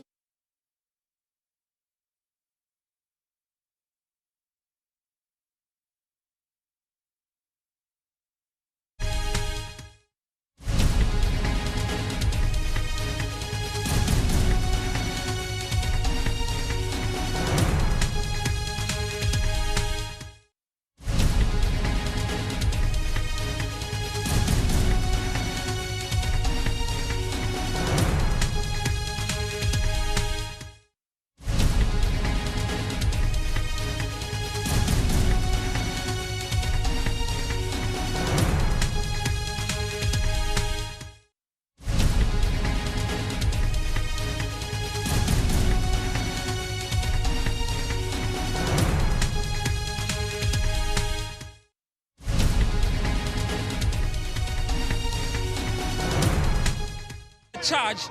This morning here, the NPP demonstration, Save the Judiciary demonstration, is now fully underway and is now in full force. A few seconds ago, they began to do that procession. That demonstration has just started. It's in full force, taking off right from the frontage of the Supreme Court complex here, somewhere around the Kwame Nkrumah mausoleum here. There are scores of people here, but maybe not the numbers that you were expecting, not the thousands and thousands of people, but a good number of people as well also here to join this demonstration, to add their voices to what the NPP already has said. What we already know that from the communication and the promises that were already done was that some political parties were going to join. So far, independently, I've been able to only see one political party in NDP that are currently here to join this demonstration against processes that have been triggered by government for the removal of Justice Tokono, who is the Chief Justice. He's currently on suspension. The NPP's case is simple, that the processes are not just, and they don't think that it will be fair. Will do right by the Chief Justice at the end of the day. So what you are seeing now The protesters now ready to start their march. This was ordinary, planned to start at 5 a.m. And at 5 a.m. when we got here, already there were some people here waiting to be part of this protest. But as you can see, the former roads minister, cabinet minister, also Assessor watching, also there in the shots there. So you see that from the big banner, Save the Judiciary demonstration. It's currently in full force. They are now marching and making their way to their first stop, which you understand is supposed to be the court complex, where they'll submit one petition out of 3 petitions that they have scheduled to submit to various government or arms of government today. There's one going to the parliament, which is the second arm of government, and then the final one will go to the Jubilee House, which is the third and final place that will end, and that will be at the seat of the presidency. There's some big men and women in the crowd as it starts now will be leading the charge, holding hands and making sure this will be a peaceful and an uneventful one for the NPP. It's one of the things that they have cautioned individuals already, that they don't want this to degenerate into any other thing. They want this to stay as it is, a cause to fight the establishment against the suspension of the CJ. Not just that, also to fight the processes triggered by government to remove the Chief Justice, Justice Gertrude Chokono. So there you have it. They're now moving here from the frontage of the Supreme Court, and they will use the NLA section. What we have also seen here vibrantly is the number of police personnel that are on grounds that will be helping, assisting these demonstrators to move from here in Accra or the Jonathan Mills High Street all the way to the presidency. It promises to be a very eventful day for the NPP because they are fighting the cause they believe is unjust. But we also heard the argument from the NDC side on all that they have been saying that, well, the processes have been fair so far, unlike any that have ever been triggered since the Fourth Republic. So, I mean, we'll be trying to speak to some of these protesters who are in the crowd to see exactly why are they also joining this particular protest here. Bossman, how are you doing? Okay, so Bossman, how are you doing? Very well. Please, what's your name? My name is Kojo. Okay. So, I mean, why does it have to come to a demonstration for you? Well, it is one of the, let me say, instruments available to us when it comes to safeguarding our democracy and our constitution, for that matter. We would write, we would speak, we would want to write petitions and everything, but ultimately, when you can tell that there's some adamance on the part of the executive, then you have no choice but to get your people together and then hit the streets using a very democratic tool like this to be able to express our viewpoints. Whatever happens, we understand the fact that the executive is politicized, parliament is a political institution, but the judiciary is our last frontier. That's where we all draw our safety. So if we have come to the point where we think and can tell that our democracy, or the judiciary for that matter, who is our protection, is under threat, then it is important that we come together and send a strong signal to government that please hands off the judiciary and let there be independence. I mean, a demonstration only seems at the moment like you don't trust in the establishment. That the problem is that to treat this whole process without political lens and to make sure that all the tenets as the Constitution prescribes are followed. You don't trust that process? What we are doing is an exhibition of our trust in the process. We are using a very legitimate tool, which is a demonstration. Don't forget, before we got here, we had deployed other tools. The minority had spoken in Parliament, they have made their views known. They had written all kinds of letters, but the process that you are describing, we can tell, has been fraught with politics, right from the Council of State. Having established a prima facie case that we believe is not the case. Has anybody questioned the work of the Chief Justice in terms of her delivery? Absolutely not. So you can tell that this whole thing is just a big attempt to take out somebody who is doing her legitimate work, but it's not because. So yes, we trust in the process, but having availed ourselves of all the other tools and not getting the desired result or outcome. We believe that we also have to hit the streets and send the message across. Kojo, I'm grateful here. So at least 1,000 people possibly are joining this protest today in their numbers to add their voice to what the NPP has said for weeks now, that the processes that have been triggered to remove the sitting Chief Justice Gertrude Tokono, they think that the process will be political biased and will not be in favor of anything. It's simply a political gimmick to remove her. They are already fighting the petitions. They're fighting the grounds for which the president forwarded the petitions to the Council of State and subsequently also to set up a committee. And all of these people are here to vent that frustration here. I'll be following some of these people in the crowd, bringing you all the reactions. There are lots and lots of people. Some of them came as early as 5 a.m. and are hoping to get their voice ahead at the end of the day. The likes of Minority Leader Afenyo Markin is here. Former Roads Minister Asensu Boachi is also here. We've seen the likes of Captain Afeku and Lejekuku, representative for the NPP, who lost that election. Okoboy is also here. And we are all joining this for the same cause, that the suspension is unjust, and this is just a political witch hunting of the Chief Justice, who was appointed, by the way, by the former president, Nana Addo Dankwa Akufo-Addo. So let's try to see some more people here. What's my next saying? Time over. What's it? I don't pay your best time, man. 7 o'clock. Now, I don't know, or come why demonstration. I remember coming demonstration is President John Mahama. I said, I didn't mention so enter 4 years back. 4 years or so. I said, Chief Justice, oh, you need, no funny, dear brother. Yes, we are Nasa, Wenu, Abasu. So, obviously, why you're born empty, obviously, you because the way you know, and yet, or no, not to show you, the way and yet, that is the best of you know. I just said, your mama now, I'm not touching it, but said, Chief Justice, or to crack a crap. Well, you're quite out to I said, I haven't to where to quite. Well, I put a bed to where to quite. You know, quite a see. I can take a car. I can take a year to and Tassie said, I'm about to take it. Into the other. Yes, I'm here to we will not agree. We will not allow John Mahama and the NDC to meddle with the affairs of the judiciary.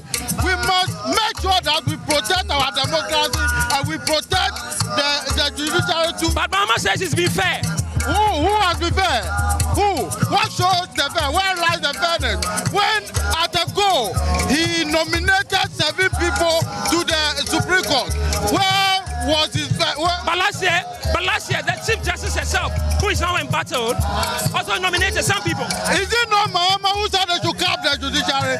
You came at the background that the judiciary should be capped. Why have you now increased the nomination? Did you share the same sentiment? You see, the judiciary is an attack. Mama, and the public. You see, suspending the Chief Justice, to me, it's unconstitutional.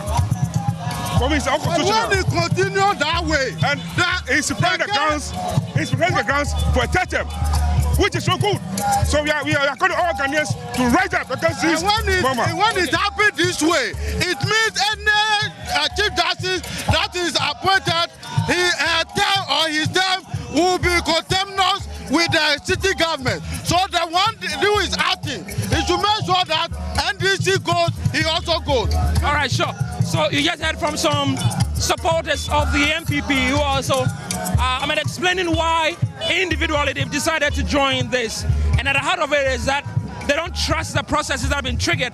They don't think that it's going to be fair against Justice Gertrude Tokono, and think that ultimately this is all part of a bigger plan to just simply remove her based on evidence that does not exist. But that hasn't been the position of the NDC. The NDC believes strongly that this process will be fair, or it has been fair so far, and will continue to be fair, and that ultimately the committee that has been set up to probe the issues properly will do a good.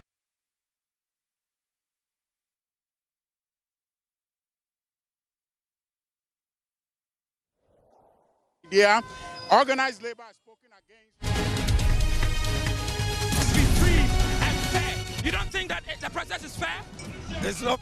The justice must be free and fair. We believe our democracy must be preserved for ourselves and for our posterity. President Mahama must take his hands off the judiciary. But if we are talking about preserving the democracy and the constitution, it's the same constitution that granted the president the power to suspend the chief justice. It's not about the processes to remove the chief justice. It is about the politics of His Excellency John Dramani Mahama and the NDC. You heard them in opposition. They said that NDC judges and NDC lawyers must be ready to take up the bench.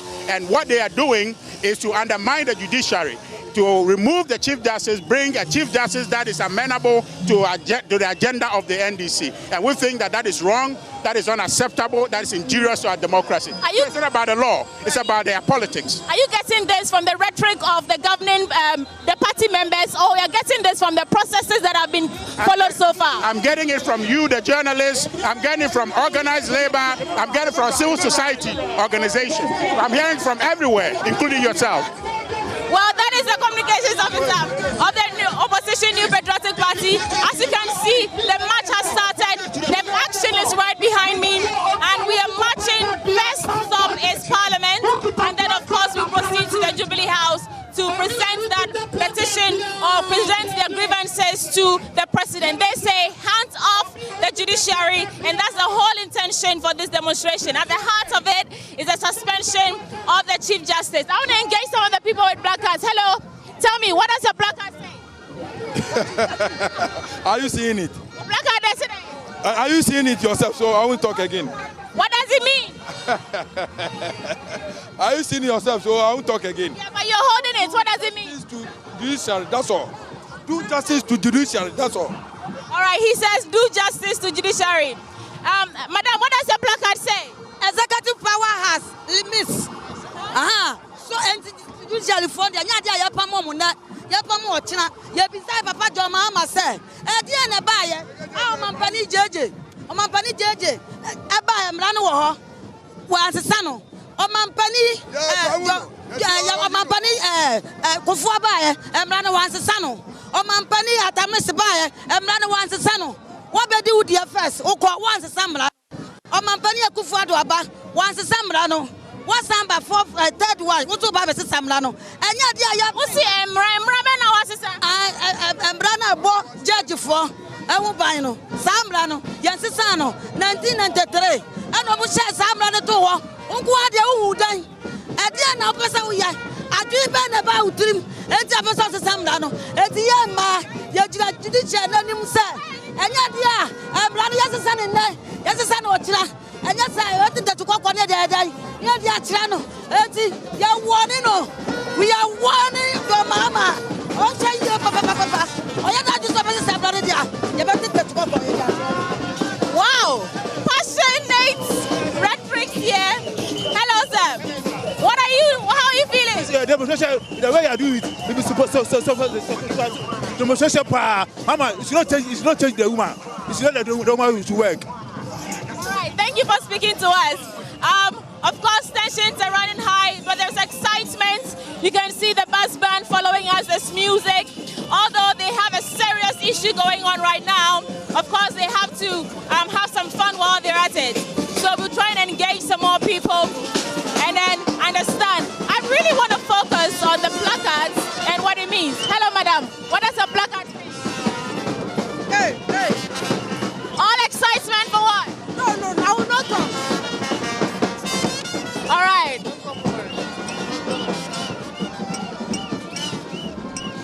What does your placard say? What's it? What's my name? What's it? What's it, my kind? What does it say?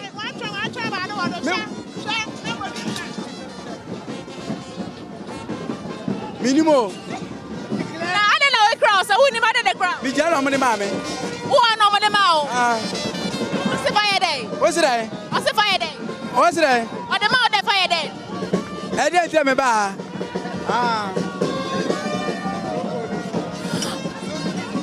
All right. It appears some people are just holding these placards without actually understanding what's written on it. Vice President or Vice Presidential candidate for the NPP, Educhum, is also here. And we are expecting that maybe some delegation coming from representing the Judiciary will come forward and then collect this petition from the NPP. So we are waiting here. The gates are closed at the moment. The gates to the Supreme Court enclave is closed. But leadership of the NPP are here currently awaiting for an audience from whoever will come from inside. But we don't know how exactly this gate was closed. But in the morning when I came here at 5 a.m. it was open and people going in and coming out. But just when this demonstration got here, currently it's been the gates have been closed.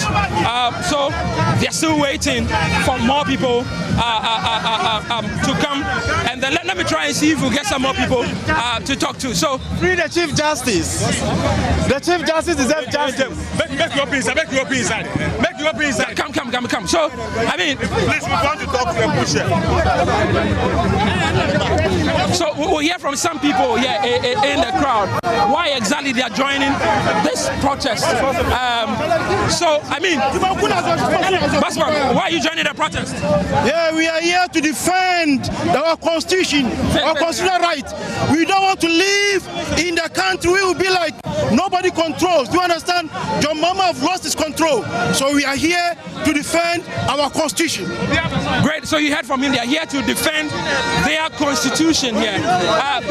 There's a crowd, a raging crowd, just outside the main gates of the Supreme Court here. The gates currently are closed, but leadership of the NPP and the allied groups are here, waiting for an audience. Well, I don't know what exactly they are waiting for and who exactly they are waiting for to come from inside the Supreme Court complex to come and meet them. But they've told us that they have a petition that they want to submit to the judicial arm of government, and they are waiting for their turn as it starts now. We don't know again who exactly they are waiting for before this petition and who exactly will be receiving this petition on behalf of them.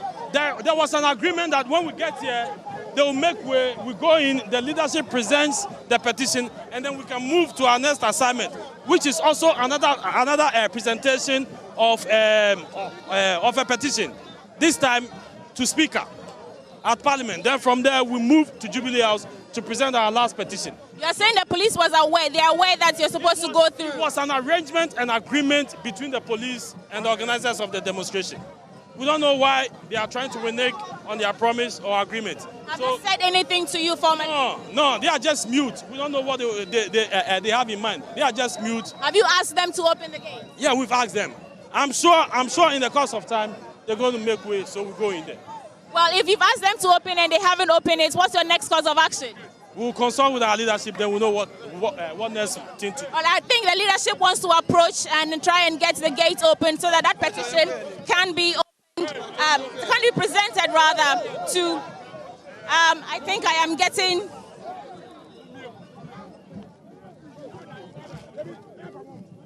Right now, the leadership is trying to approach the gate and negotiate with the police officers on the other side of the gate to open the gate for them. From what we are gathering so far, there was an agreement, an arrangement for them to open the gates when they got here so that they can go through, or at least let the leaders of the demonstration enter the gate so they can present their petition. But there seems to be a little hold up. There seems to be some sort of standoff. The police are on the other side of the gate and they're waiting for, I think, or I believe, that the leadership to approach the gate and so that they can open it. We don't understand why there's that standoff, but I'm going to try and speak to the police to understand why they haven't opened the gate yet. Excuse me. Now it's about time you ask them. Hello. Thank you for your live on Joy News. Is there a reason why the gate is still closed? I don't know anything about it. You don't know anything about it. They're saying that there's an agreement for you to open the gate for them. Why haven't you done that yet? Hello, madam. Is there a reason why the gate has not been opened yet? Or you cannot speak to us. Is it because you are not authorized to speak to us? My regional commander. Your commander is there. All right, let me speak to your commander. Hello, commander. You're live on Join News. Please, you just want to understand why the gate has not been opened yet. Hello. Oh, we also have Richard Ayangbare. Is there a reason why the gate hasn't been opened yet? Well, we're not supposed to go in. We'll stand here and they'll come and receive the petition. Okay, so the leadership will go in? Exactly. All right, so you're just waiting for leadership. All right, so... Mishaps. We are trying to correct that one. What's that? What's that? They are saying that we're not supposed to present the letters here. But this is what we agreed on. We have even spoken with them. They were ready for us. So miscommunication? Yes, miscommunication. So we are trying to do it. It's not miscommunication. The idea was that we wrote a letter here. We're giving it to the acting judicial secretary. That's the plan. And that's what we're going to stick with. We don't know about any arrangement elsewhere. Here is where we're supposed to come. You're only finding out here that you're not supposed to present here? Learned that they've set up a place at the High Court complex. That's not where the arrangement was supposed to be. So we're amenable to any way to do it peaceful. So we're asking, we'll send a few people in, or however way they'll do it. But our commitment, I want to restate, is to peace. Our point is to submit the petition peacefully and go, nothing untoward. So that's Richard Ayagba and some leaders of the party saying that they're committed to a peaceful protest. There might be some mishap that they're trying to resolve, but ultimately the gates will be open. Right now they're sending some leaders into the building to understand why they've been stopped. There's an alternate arrangement somewhere else that they are not aware of, and they're trying to resolve all that impasse so that the protest can continue, so that the petition can be presented to the appropriate recipients or authorities.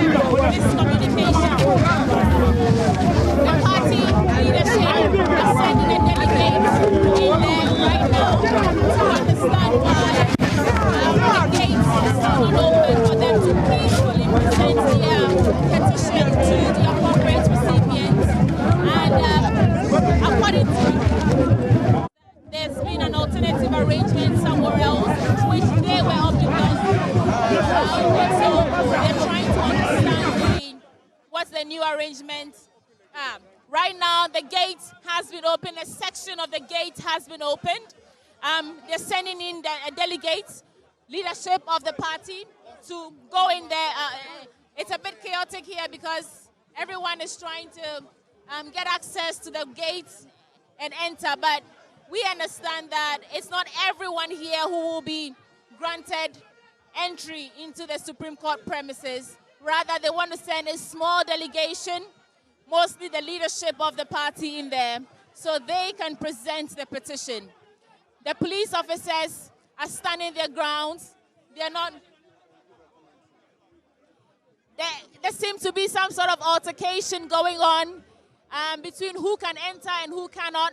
I think the leaders are trying to make their way into the premises, make their way into that small crevice of a gate that has been opened so that they can peacefully, I'm using the word because Richard Ayagba said they are committed to peaceful protest and peaceful ways of addressing this impasse. So what you're seeing on your screen right now is the standoff between the leadership of the opposition New Patriotic Party, or the leadership of those here gathered here for the Save the Judiciary demonstration, and police officers on the other side of the gate. As to whether or not the leadership have been able to make their way into the gate is yet unknown, but we do see that one or two people have made their way in there, and we will keep you updated. I'm going to try and get up close and see what they can tell us this time around.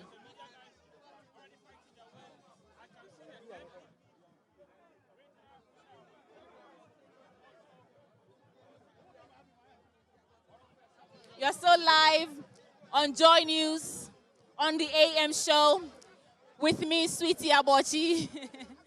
And it's really a very new and novel experience for me, I must add, to be in the heart of this demonstration, trying to bring you sounds and sights from the Save the Judiciary demonstration. At the heart of this demonstration, or the cardinal value of this demonstration, is the request, or should I say demand, of the opposition New Patriotic Party to lift that suspension of the Chief Justice Gertrude Iraba-Esaba Tokono. They're asking the media to come in, so we want to go in there and bring you up close to everything happening. Of course, they cannot present this petition without, without us capturing it. Please, can you help me get in there? All right, I'm just asking a security, a police officer, to help me go in there. Hello. Oh, it's a bit chaotic. Oh, police, they're trying you to hang and find. Where you to be today? And you're burning. Well, they've opened the gate and they're asking that the media should come in.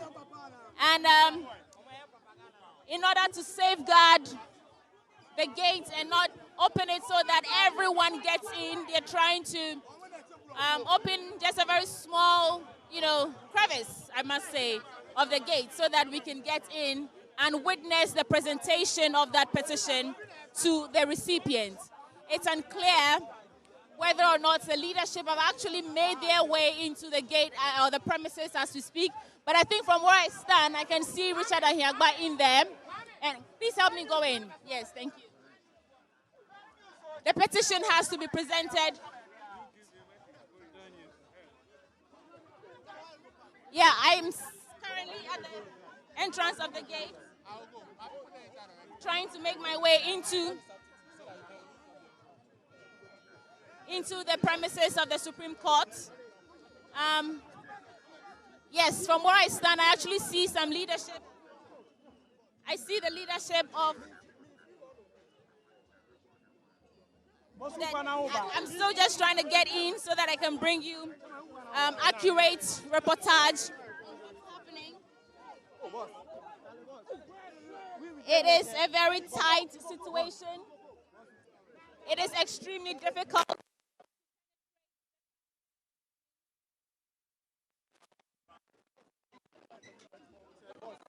Richard Ahiagba.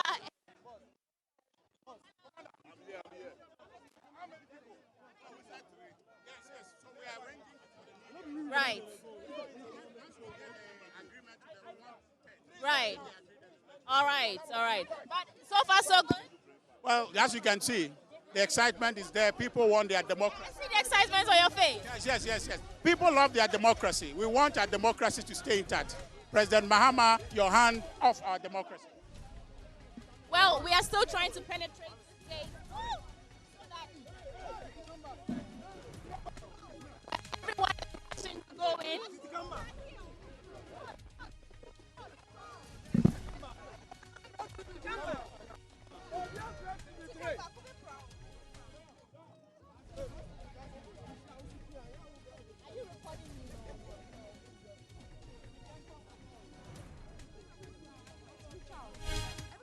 Well, for anyone who's been in a situation like this before, you have a fair idea of how difficult it is to get in.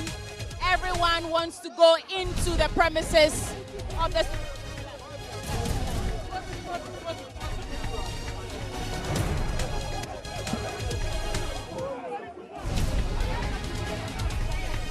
But so far, so good. It's only a struggle to get in. The leadership of the party have no qualms. They say they're okay. They're still excited. They just are making some arrangements for the media to come in so that the presentation can go on.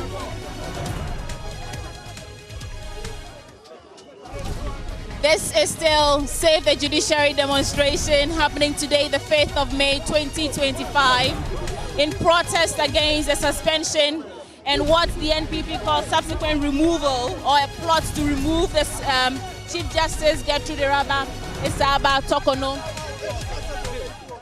Hey. Hello.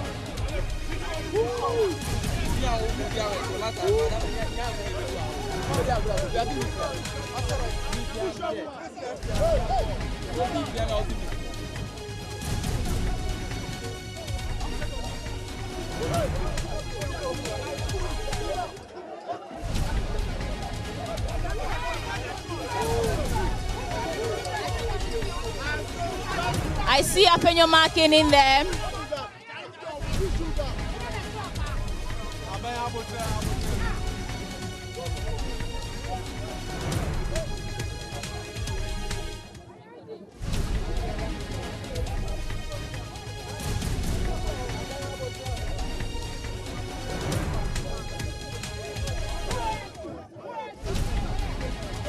Well,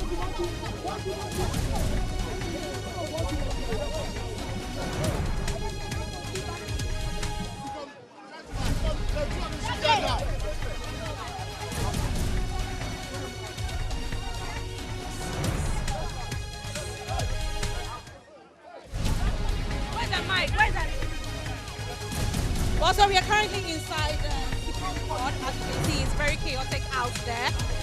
The police right now, they're trying to make sure that they allow some of the media houses to enter. They're having issues in controlling the media and everybody out there.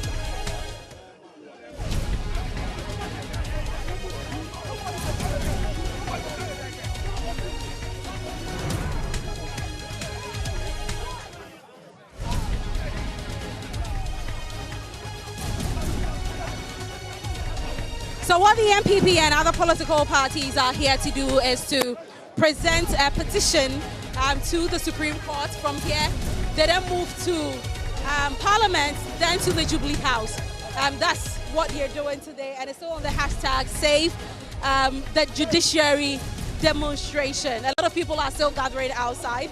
We've been here for the past, we've been here for the past 15, 20 minutes, and they're still trying to control the crowd out there. It was even difficult in trying to get in here.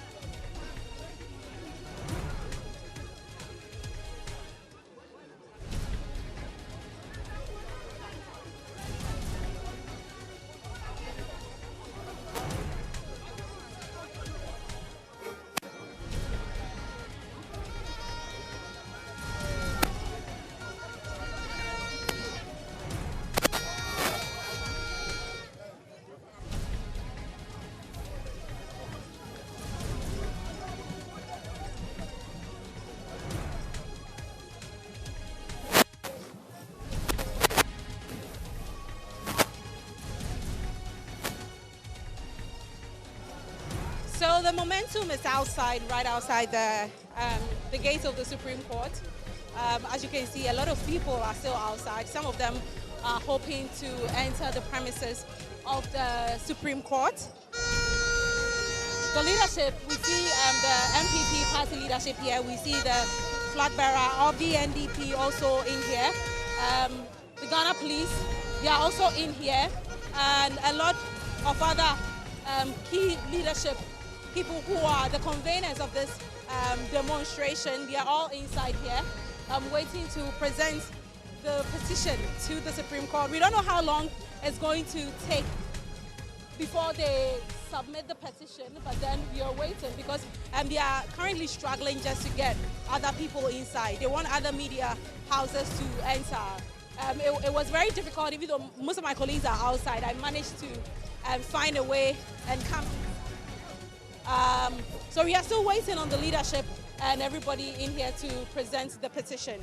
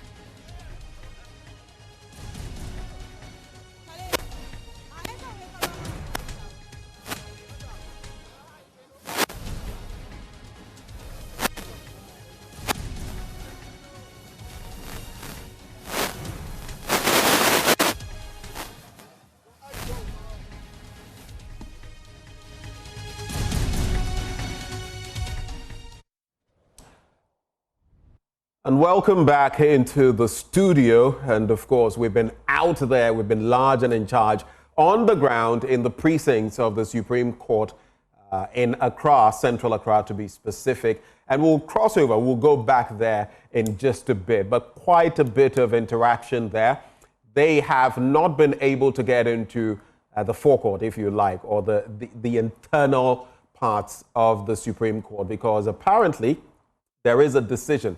For those who will present that petition, there was a communication to the effect that there was another end of the High Court, which was where they were supposed to go, but they said that communication had not been what had been agreed upon earlier, for which reason there's still some misunderstanding there. But a number of people have massed up. Michael Ashale, my colleague, he says, not the numbers that would have been expected, but at least about 1,000 people massing up there, expressing their sentiments. Earlier, we had interactions with Catherine Afeku, among others, also saying that they are there to defend a woman in power and also to defend the judiciary. It also clearly appears that some of those there may not be fully seized with the facts of the issues per the interactions that have been had. Some interesting comments have come through on that, but some of the comments, honestly, I cannot read because they are pretty acerbic, scathing, biting, and I would rather that you went on social media yourself to read them. Some of them I don't think I can read out, but some people are also questioning the people there in terms of the interactions they've had with us and whether, like I said, they are seized with the facts of the issue. But of course, we're still giving you that live coverage of the events. And this is a democratic right in our 1992 Constitution, which is being observed by those who have chosen to partake in this demonstration today. It's all about the removal process, or in fact, the suspension of her ladyship, the Chief Justice Gertrude Araba Esaba Saki Okonu. And they say they are against it. I believe I heard Catherine Afeku say that it's only a step in the process of removing her. But what do you think? Shoot us your thoughts as well. Initially, when I had my guests in the studio for the news review, both of them lawyers, Andrew Appiah Danko of the Movement for Change, together with himself, a former member of the NPP, together with Vicky Bright, herself supposedly a former member of the NPP. Remember that she served under Ekufuor. Both of them said that per the law, they did not see anything that had been done wrong, and they even questioned that resolution by the GDA. But opinions are split on the matter of the Chief Justice and whether or not the suspension clauses should have been triggered by His Excellency the President John Dramani Mahama. And that is why there's this outpouring on the streets today. This is the first stop, so to speak. They'll present a petition, eventually culminating with a petition to be handed to the president himself, not directly, but through an official who will receive it at the Jubilee House. So we'll be following proceedings for you, bringing you live coverage. On the ground, we have Sweetie Ajo Abochi.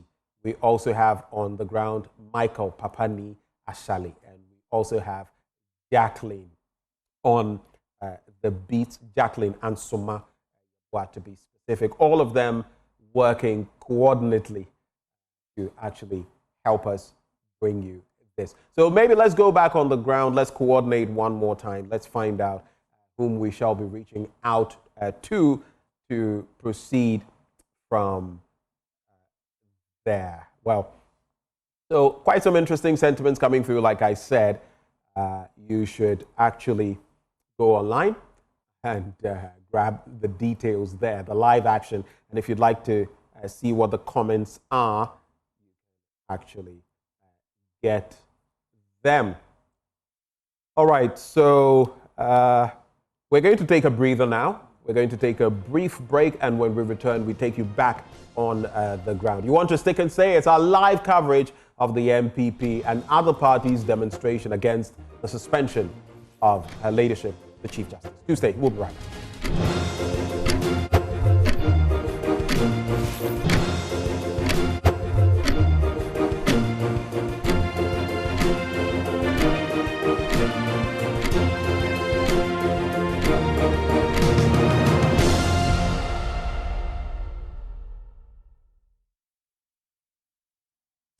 Hello, welcome back on the AM show. I'll be telling you in a bit about Virtual InfoSec Africa. But for now, let's cross over back, get on the grounds where Minority Leader Alexander Afenyo-Markin is speaking. On remand, and a judge sat and said he's granting the wishes of the Attorney General. Really? What is happening? Let's be careful. As a nation, all we have is our democracy. Should things get out of hand, we may not be able to control it. So I'm signaling us as a political class, we need to proceed with caution. All of us. We shouldn't take the power for granted. There is unemployment on the streets. The youth of Ghana need employment. The NDC government itself has already failed in its main promise to the Ghanaian people, 24-hour economy. It was not contained in the SONA. It was not contained in the budget statement. And they are busy with resources to attack the Chief Justice, sacking senior military officers. Youth who have been employed in the public service and in SOEs are being asked to go home. We now have two Ghana. The Ghana for the NDC that is in government, and then a Ghana for others who are seen as enemies. This is not a revolution, it's a democracy. So my respected colleague, I am humbly, on behalf of your fellow citizens, presenting this petition to you for you to deliberate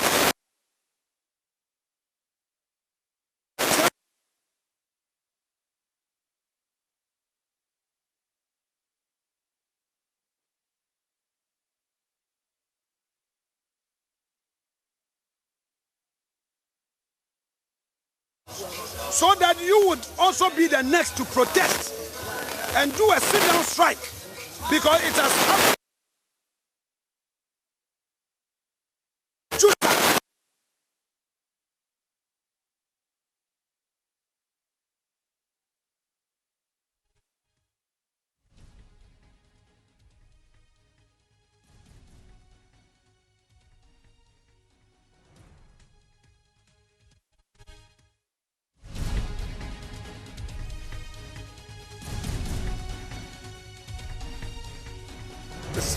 Because you also have a party interest.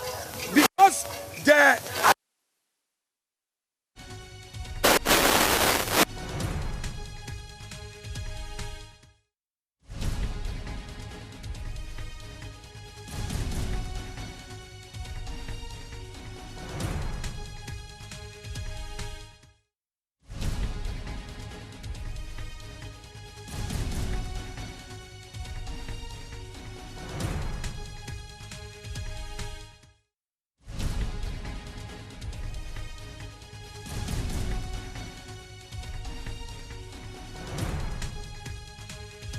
great and strong.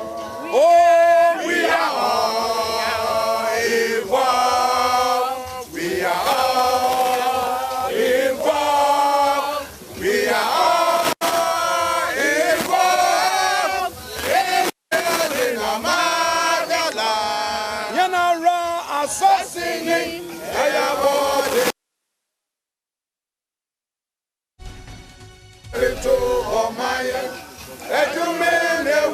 So say ye biatraso nimdia traso koso ganin ya beta mi kunya edunya ama ya sasimida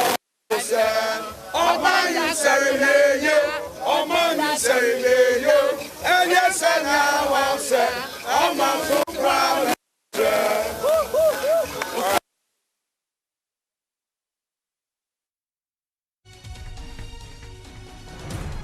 For your peaceful presence here, but we are very glad with the way things have happened so far. And I want to assure you that this petition will be transmitted to the relevant authorities or audience, and attention will be paid to it. So once again, thank you very much. Thank you.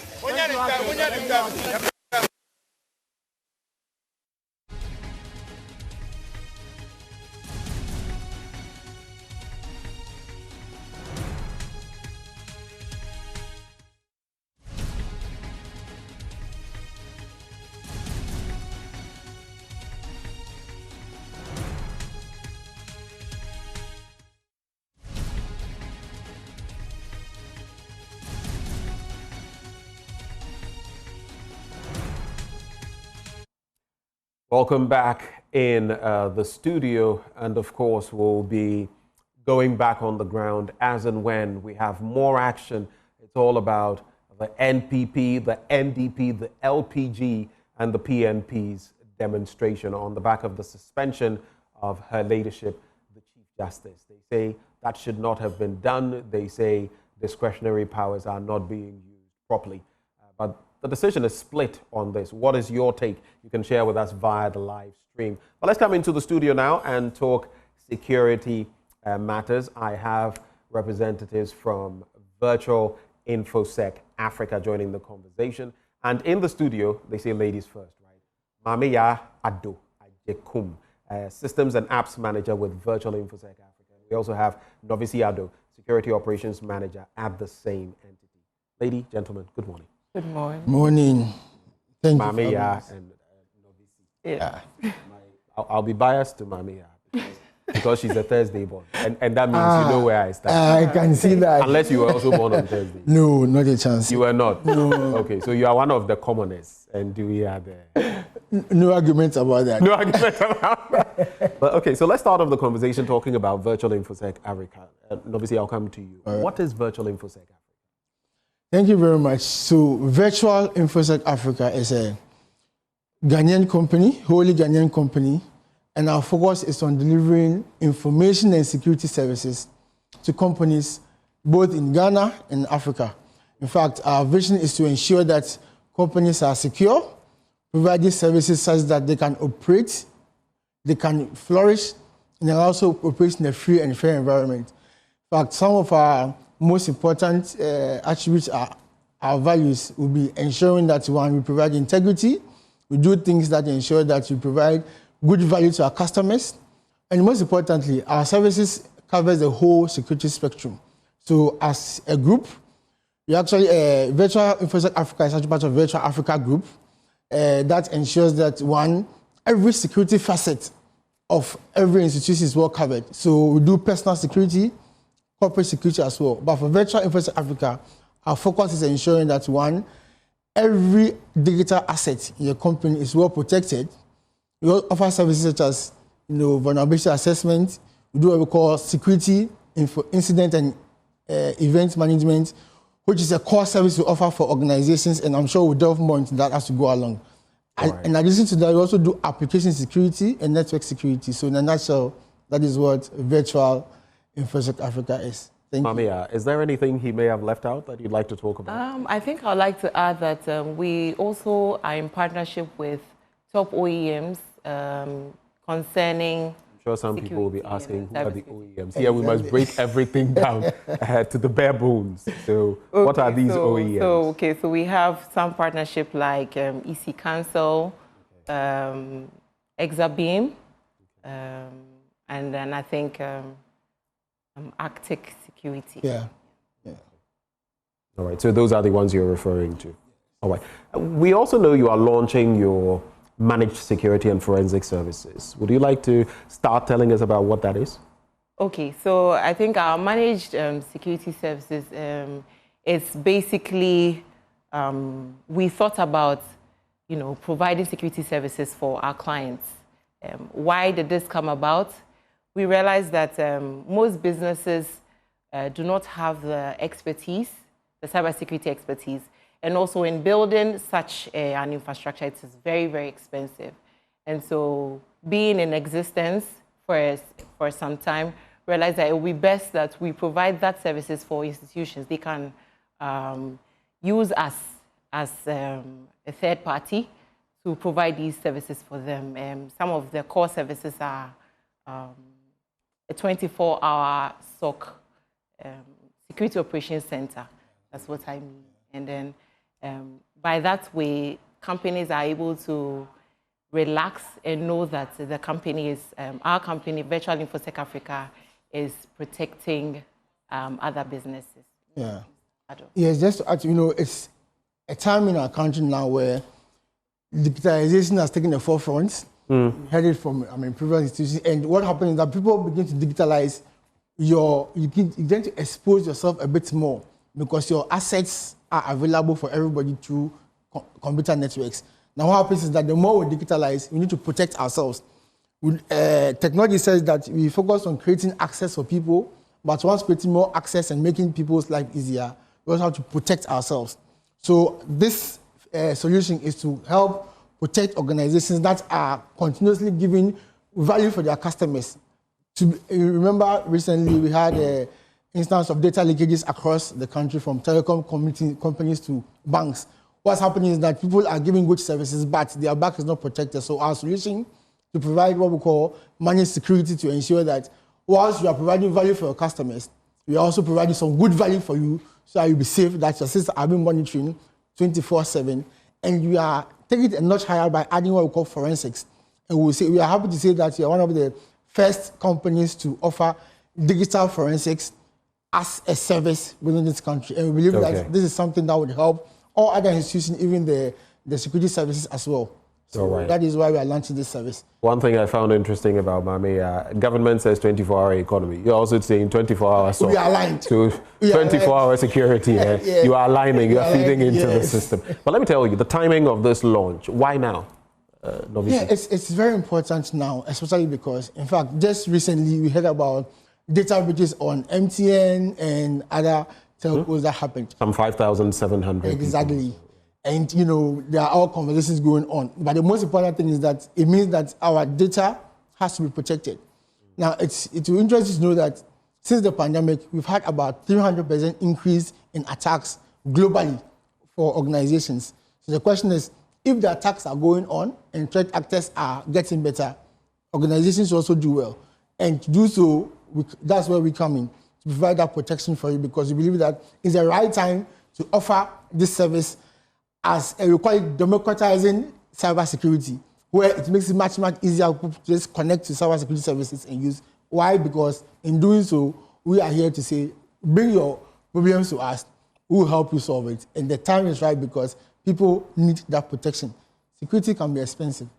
So we've invested in the expensive parts to say that, okay, now that we have done the heavy lifting, let's have a conversation and let's protect your assets in a much more reasonable cost. And that's how come we believe that this is the right time to onboard. So we are calling on all organizations, just come on, we have conversation with you, and then you can protect what we call digital assets, and you'll be fine. Your people, your technology, infrastructure, we are here for you. You know, it reminds me of that former FBI boss, I've forgotten his name, but he said there were only two types of companies. If you're thinking of the corporate level, right. Those who have been hacked, and those who will be hacked. And in fact, he goes on to say those who will be hacked again, you know, who will receive it again. So security is crucial, especially in our world today. But this launch, what are the activities? I mean, when is it happening? At what time is it happening? What are the details in respect of the launch? Okay, so for the event, it's happening this Wednesday, 7th May, at Accra International Conference Center at 9 a.m. We are expecting guests to be seated by 9:30 so that we can quickly start and then go through the event. Yes. All right. So for the business owners, you know, the value proposition, what is it for them? Obviously, what should they be targeting? Because in the end, they are the ones you are mainly pitching to. What is the value proposition? Yeah, so for the business owner, we say that in every organization, we know that you want to provide value and you want to operate at a minimal cost and get the maximum benefit. Maximum benefit. Exactly. So our position is simple. Security is important and we can't run away from it. It has to happen. Now, how does it happen? We want to help you provide security at a very minimal cost. We are giving a value proposition of 90% reduction in your capital expenditure. Wow. Yes, because our model is such that we want to ensure that when you're coming to us, you don't spend too much right from the onset. So your capital expenditure, infrastructure is catered for by us. Your people is catered for by us. All you need is to just come along. Technology has three pillars. You have the people, the processes, and the technology itself. We have taken care of the people and the technology. All you have to just come and discuss the processes bit, and then you can onboard. So one... Is that simple, eh? That's simple. One is the 90% on your CAPEX, and also you are promising on 50% on your operational expenditure reduction, because we are going to leverage on our resources, and that will help you. So that will help you, give you great value. So we say that come on board. It's a service that you enjoy, and it has a lot of in-depth, services involved. Let me just give you one more. technology says that in defending your systems, there are multiple layers. We call it defense in depth, where we target the multiple layers of security. Our plan is we have developed a system that targets all the multiple layers of security. All you have to do is just come and we'll plug in with anywhere that you belong to make your life very simple for you. Okay, Mamia, I mean, looking at the angles he's given, I then would want to contemplate what's your target market? What institutions should be interested in, getting on board as far as your launch is concerned? Okay, so I think our target is the critical information infrastructure institutions. So they are more like for the government, for the financial institutions, health, water, electricity, these... Those handling crucial data. Yes. For example, citizens' data. Exactly, exactly. And so these are institutions that attackers or hackers tend to attack most. And so those are our core targets for now. But we cut across all other organizations. And also to add to that, so we have small businesses, especially having 100 staff, 200 staff that may not have that capacity. Once you have digital assets in your protection, you are a target market and want to work with you to secure your assets for you. I think I would like to add to the value proposition for business owners. We didn't mention one. So we are offering a 1-month subscription for our early warning service. Okay. It's a service that gives proactive threat detection and then alarming to the business owner. So all you have to do is just give us your public-facing assets, and then immediately within 24 hours, you should start receiving alarms as to your potential vulnerabilities and threats against public. Yeah, and we are ready to do POCs for you as quickly as possible. All right, let's discuss one of the most thorny issues when it comes to security systems and all of that. I'm sure you know what it is. Cost. Oh, yes. Because people will say, oh, yeah, I need that thing. It's good, it's good. But then once the cost comes, I'm a shigbe. Yeah. So what does it look like? Is it flexible enough? Yes. So the good thing is that we know that everybody's muzzle is different. Right. And everybody's package is also different. So what we've done is to break it down into different categories. So we are ready to serve small businesses, medium businesses, and large businesses at varying costs. In fact, one of the things we like to do is to meet you at your cost need. So our solution is very tailored. So we come to you, understand your needs are. So your costing, you shouldn't worry. Once you come to you and we understand what your needs are, we'll try to make sure that we meet your need as much as possible. Sometimes in other words, the more you need or the more you want, the more you have to. Depending on your situation, right? That's the word, depending on your situation. Okay. Sometimes we might give you more, very less. So we are and we are in Ghana and we know that Ghanaians like to negotiate. So we keep it open. We want to make sure that our most important thing is giving you the value you deserve. And we believe that once you demonstrate that value for you, you'll be more willing to pay even more than you would want. And once you're happy and your assets are protected, it means that we are happy too. And our value for you as well. So that is how we put it. So don't worry, just come in and then we'll get to them for you. All right, we'll be going in a bit, but I'd like you to leave us with a security tip, if you like, as you add your final words and maybe reiterate. Mamia, reiterate for me the date, the specifics when it comes to the launch, and then I'll come to obviously. So for the MSSP launch, it's happening this Wednesday, 7th March. 7th May, at 9 a.m. at Accra International Conference Center. I'll also like to add that you can find Virtual InfoSec Africa at Emerald House, Jolu, or house number 14 or Secret Road, the same Jolu.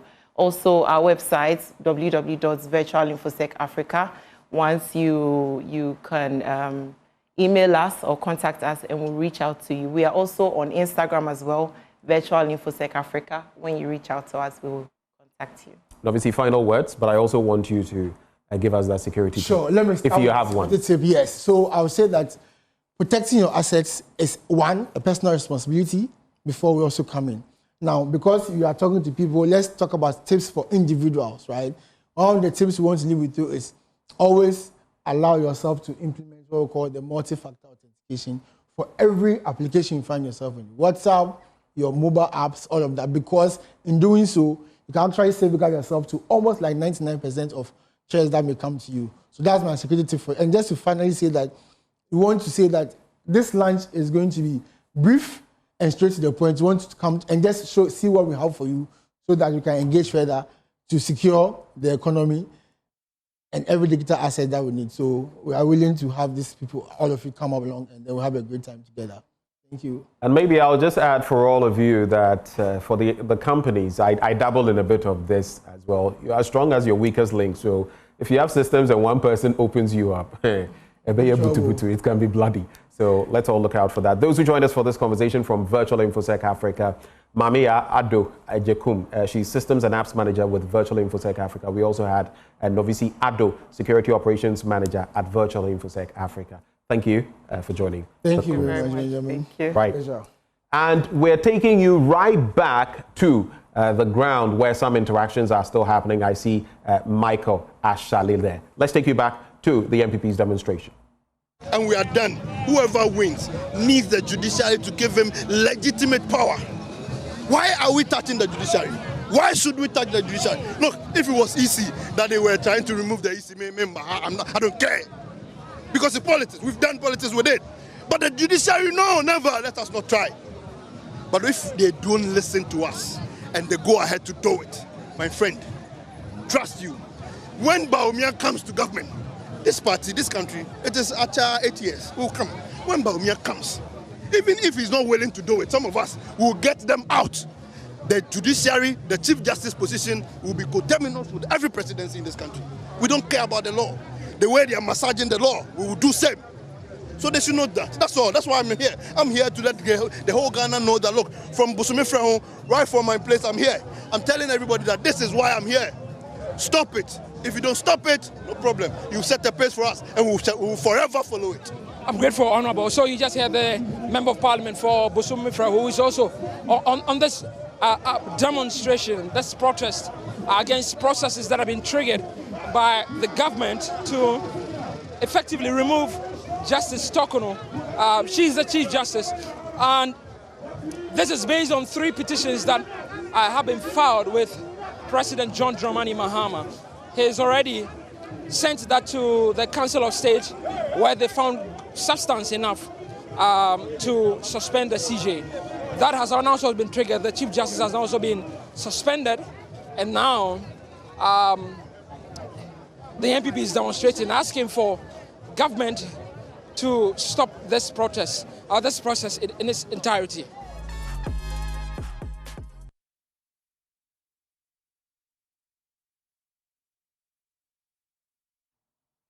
You know, that beat always gets me bumping my head because I always feel like rapping a bit. You know, in another life, I could have been a rapper. You know what time it is. But here you are, here I am, and we're going in the trends with my man. I tease him after the show all the time. I will not do it on air. I'm a nice guy. Like that. Derek Elom Ashilevi joins me. A round of applause for him. Can we have a drum roll? Drum roll.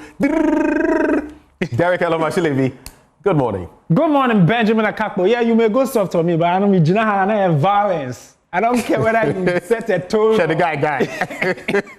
Man, Charlie, I just want you to know that today, I mean, Sweetie is not here. Right. I'm not scared of you. Oh, really? I just want you to know. Wow. That's for our viewers to know. Ben intimidates me. Calls my legs skinny. What do I do? But yeah, I've said it, so he has nothing to say.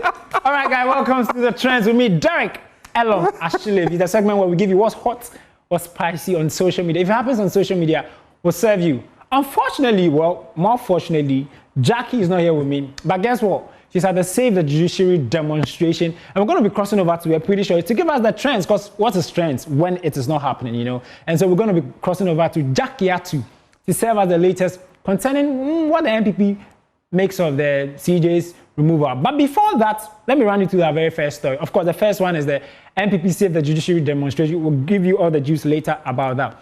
But the story that that got the internet buzzing was a story of A+, Gomwa Central MP, who initially had made certain comments concerning the AG, in quote, calling him corrupt and all of that. And just so you know, the AG last week came out, he did a press briefing about a number of cases that they were attending to. One of them is the NSB bureau boss, you know, the money scandal. Then another issue that the AG mentioned and brought to light was the fact that he and his team are really going to take on A+. And guess what? In a shocking turn of events, we're just there, we saw A+ release an apology letter. I mean, you know A+, Nana, he talks to some effrontery, some balls, you know. So when we saw that apology letter, and in the apology, he mentioned that the account that called the AG corrupt and all of that was an impersonated account. It wasn't, a verified, Benjamin, a verified account for that matter. He claims it was impersonated. What do you make of a Benjamin account? No, we can't play with that. Charlie. You don't want me. I'm telling you. Are you serious? or let me take it to Old English. Whinest thou me? Charlie.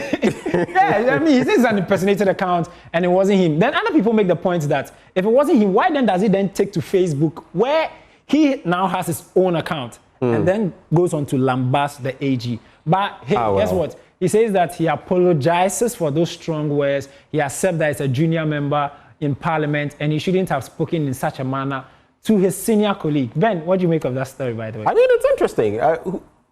I always like the words of Wuntumi. Whom am I? Who am I to? If he says, and that's why this whole thing about verifying accounts and all of that, that's why I've not bothered to verify any of my accounts, because I don't see, if you know, you know. And if I post, you ought to know that I have posted. But this whole bit about, I think if you say something, you should mean it, you should stick to it. There's this saying that say what you mean and mean what you say.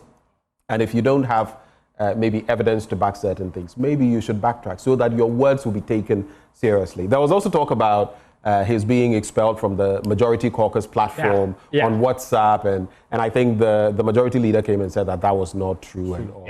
But whichever way it is, it's our democracy. We're trying to build it. All the best to both sides. Great. Of course, social media definitely got opinions on that. Let me run you through the comments. The first one is from Nikate, who says that it's him. One person that feels like he knows everything in this world. Charlie, if I were the AG, I would sue him if he doesn't bring evidence and cash out. People like him talk too much. We have WhatsApp GH who says that we are home very much Yakujao. NPP let it slide, but now you meet your meter. You know, I mean, and if you know A+, the guy says big things, and people feel that perhaps there's a new administration in town, there's a new sheriff in town, so you probably got to be careful. We have a Kriya Felix who says that, what if that wasn't you? We agree. Why then must you make a post on Facebook to insult him? Ghana Boy says that, Kwame A+, I know your intentions are often good, man, but perhaps you could temper your tone with a little and speak with more grace, wise one. Then Danny says that someone should advise A+. He's becoming B+. Oh. Soon he will get to Z+. These are not my words. Yeah, that guy. Wicked guy. Or but one thing I don't want to let slide. I mean, in the midst of all of that, you know, we've had reports about how much it takes for someone to become a member of parliament, for someone to become a president. One thing he's been talking about is campaign financing, and I want all 276 members of parliament to be scrutinized, including A+. I mean, how I think that aspect of the law ought to be taken more seriously. How do these people finance their campaigns? A+ is talking about it, so let's find out from him as well how he financed his campaign and all the other members of parliament. Great. That's a very good point, and I buy into it. Running into a very nice story that also made headways on social media is a story about, the slide no one change. You know go change. I mean, it's a story. Okay, so there you are. 100 men versus one gorilla. Ben, if you've been on social media last week, everybody that Charlie is one of the hottest stories that I didn't know until yesterday. I saw a gorilla, beating his chest and stuff, and then I saw another one gorilla versus 100 men. Yeah. But Charlie, the gorillas are nothing like you. You know that. This is abuse. You will not take advantage. No, but this is abuse. This is verbal abuse. I can't compare myself to a gorilla. Neither can you. Okay. Can you? Great. But of course, there's a debate about, and you're going to be seeing the videos of gorillas pretty shortly. From nowhere, Ghanaians, men, when we are there, we just feel that we have balls, we have the F1 and from nowhere, there's pack concerning 100 men taking down one gorilla. And people go like, 100 men? Like, Nana, we will be able to take down one silverback gorilla whose strength, the muscle, what you see on I almost said Godzilla. A gorilla It's full muscle. No fat. So what you see is full muscle on your screens. So just look at such a creature. Show up and Benjamin Akakpo is trying to do the emperor, the lion, the child is a share. So it tells you that some people believe that, oh, 100 men can take down one silverback gorilla. Some also people believe that, Charlie, human beings are rational. Now, if you've been in a fight before, you are going as a squad. When they slap your lead mouth, you say, hey, now they're steady. Everybody cools down. Of course, social media definitely got bashing on this one. And I like the first comment, which says that dudes run when they see a stray dog. Now, that's a camera chase you down, you know, and cast a bit of a gorilla, you know. When you see a stray dog, you run away and you think you can beat a gorilla? Man, we have one post scrap who says that, what kind of gorilla, by the way? Like a gorilla that has been caged its whole life and has no will left to live? You have a point. Or a jungle-born and raised gorilla that saw you take and murder its offspring. It's true. The circumstance would demands what the gorilla will put out.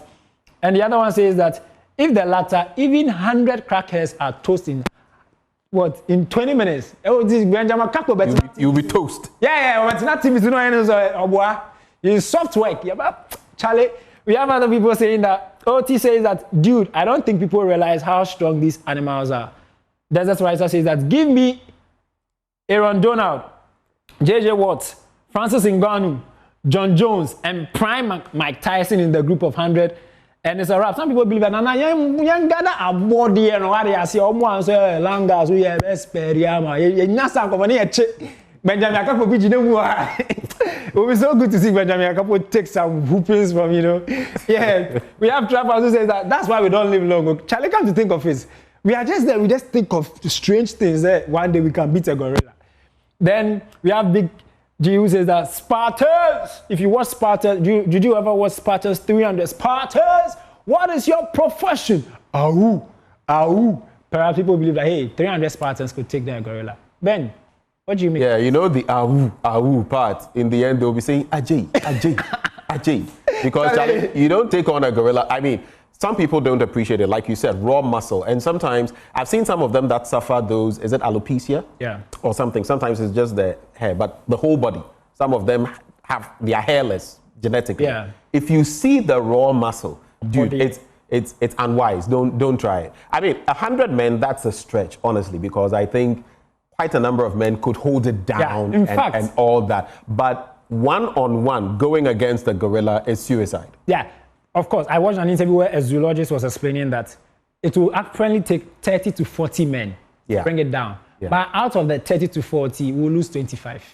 Yeah, 25 will not come back home. So you see that maybe you join the 30 to 40, then when you switch size and join the gorilla, and meet the other squad. But it's also important to mention let people not demonize them. This is just fun. They can be very gentle. Animals. Oh, sweet. Even the wild ones. Yeah. Animals respond to how, and a lot of them are getting poached. So let's also, while we talk about it, let's raise the issues of poaching and preserve them. It's true. In places like Uganda and Rwanda, they have what they call gorilla trekking, where people just go to the wild and they teach you that when you see the animal, don't run. They bypass you. Some of the videos that came early on, they are just sweet animals, you know. Yeah, but try that when you go to Shy Hills and the baboons. The baboons are very. Show you. All right, moving on is to another story that also made headlines, which is President Mahama. They launched the Black Star Festival, and he said that this time around, he's going to be walking on the runway.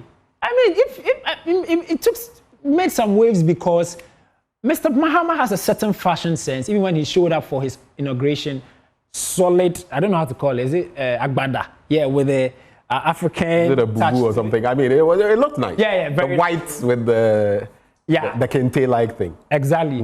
Very beautiful. And when he made people feel like, hey, our president, now who is actually the show boy? Is he now trying to be the show boy? Oh, great. Before I give you all the juice and all of that, guess what? Jack Yatu is on the line. Jacqueline Ansumaya is on the grounds, upbeat with all that is happening at the Save the Judiciary demonstration. Jackie, please take it away. Sisi join me here. This is, and I'm here with also Adobia Sari. But then, this is your first demonstration? First time. We've been doing this, and I don't know. Today it feels like my body is giving a bath. No, How you feeling? Your energy is actually rubbing off me. But I must say that kudos to you guys. You, what's his name? Papania Chalet, Maxwell Agbagba. It takes a lot of energy. I was stomped on. I was spattered on. I was... So many things happened to me, but I survived for God and country, Jackie. And well, we all know that is what is trending on social media this morning. And personally, I've been speaking to people this morning, and all that they've been saying is that they are against the process to suspend the CJ. That is the protest this morning, as we all know, is organized by the NPP and other political parties. But I want to get closer to other people around. Let me speak to Adobia before. You realize that some people were carrying placards and they didn't even know what was written on it? Yeah, sometimes. Before I come to Adobia, I say we cannot allow this big disaster happen in this country. Which disaster is that? And if we allow Muhammad to remove the CJ, then it is that. And we should be scared. Yeah. You should be scared, eh? Yeah, we should be scared. Because you have no right to you have no right to do that. You cannot remove the CJ without foundation. I see. Yeah. So that is him. He's saying that when we allow that to happen, it's going to be a disaster. But, mommy, then I show a placard.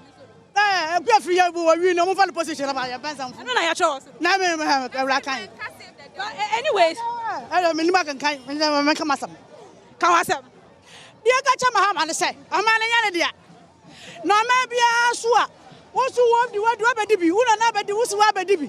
Mama for money, my offer, you my many position, man. I just had the Ghana men, the way you dross, have a Jubilee house. Was your never pa? Because we just are man and man will be ability to. Yan Yakuta, my Yakutan and Anum. I just saw no Mahamodia, but I had the Charlie, I like the bit about people carry placards that they don't even know what's written on it. And I don't know how these people are assembled to go. Someone was asked what's on the placard. He was like, oh, but you can read it. Right? Another one was, Charlie. But I mean, it's their right to do this, and of course, it's all in shaping our democracy. Yeah. I mean, that's all we have for you on. That's all we have for you in the trends. And that's in terms of to what's and Alpha roasting. No, I'll not do it to you on air. I'll do it to you off air. Okay, great. Ladies and gentlemen, wrap up. Crossing over to TKS. Charlie, take it away, Benjamin Akar. Yeah, call me the gorilla. 100 of you, I'll deal with you. But that's how we cap off the show today. You can expect that will bring you more coverage on the Save the Judiciary demonstration happening now in Joy News Desk and subsequent bulletins and shows on this network. But for now, Ghana grows changing narratives. That's what we're leaving you with this Monday morning. My name is Benjamin Akakpo, and as of now, I've done this together with Derek Elom Ashilevi, together with also assisting Adobia Sare on the beat, Jacqueline Ansoma Yeboah, and Sweetie Abachi. Have a wonderful morning.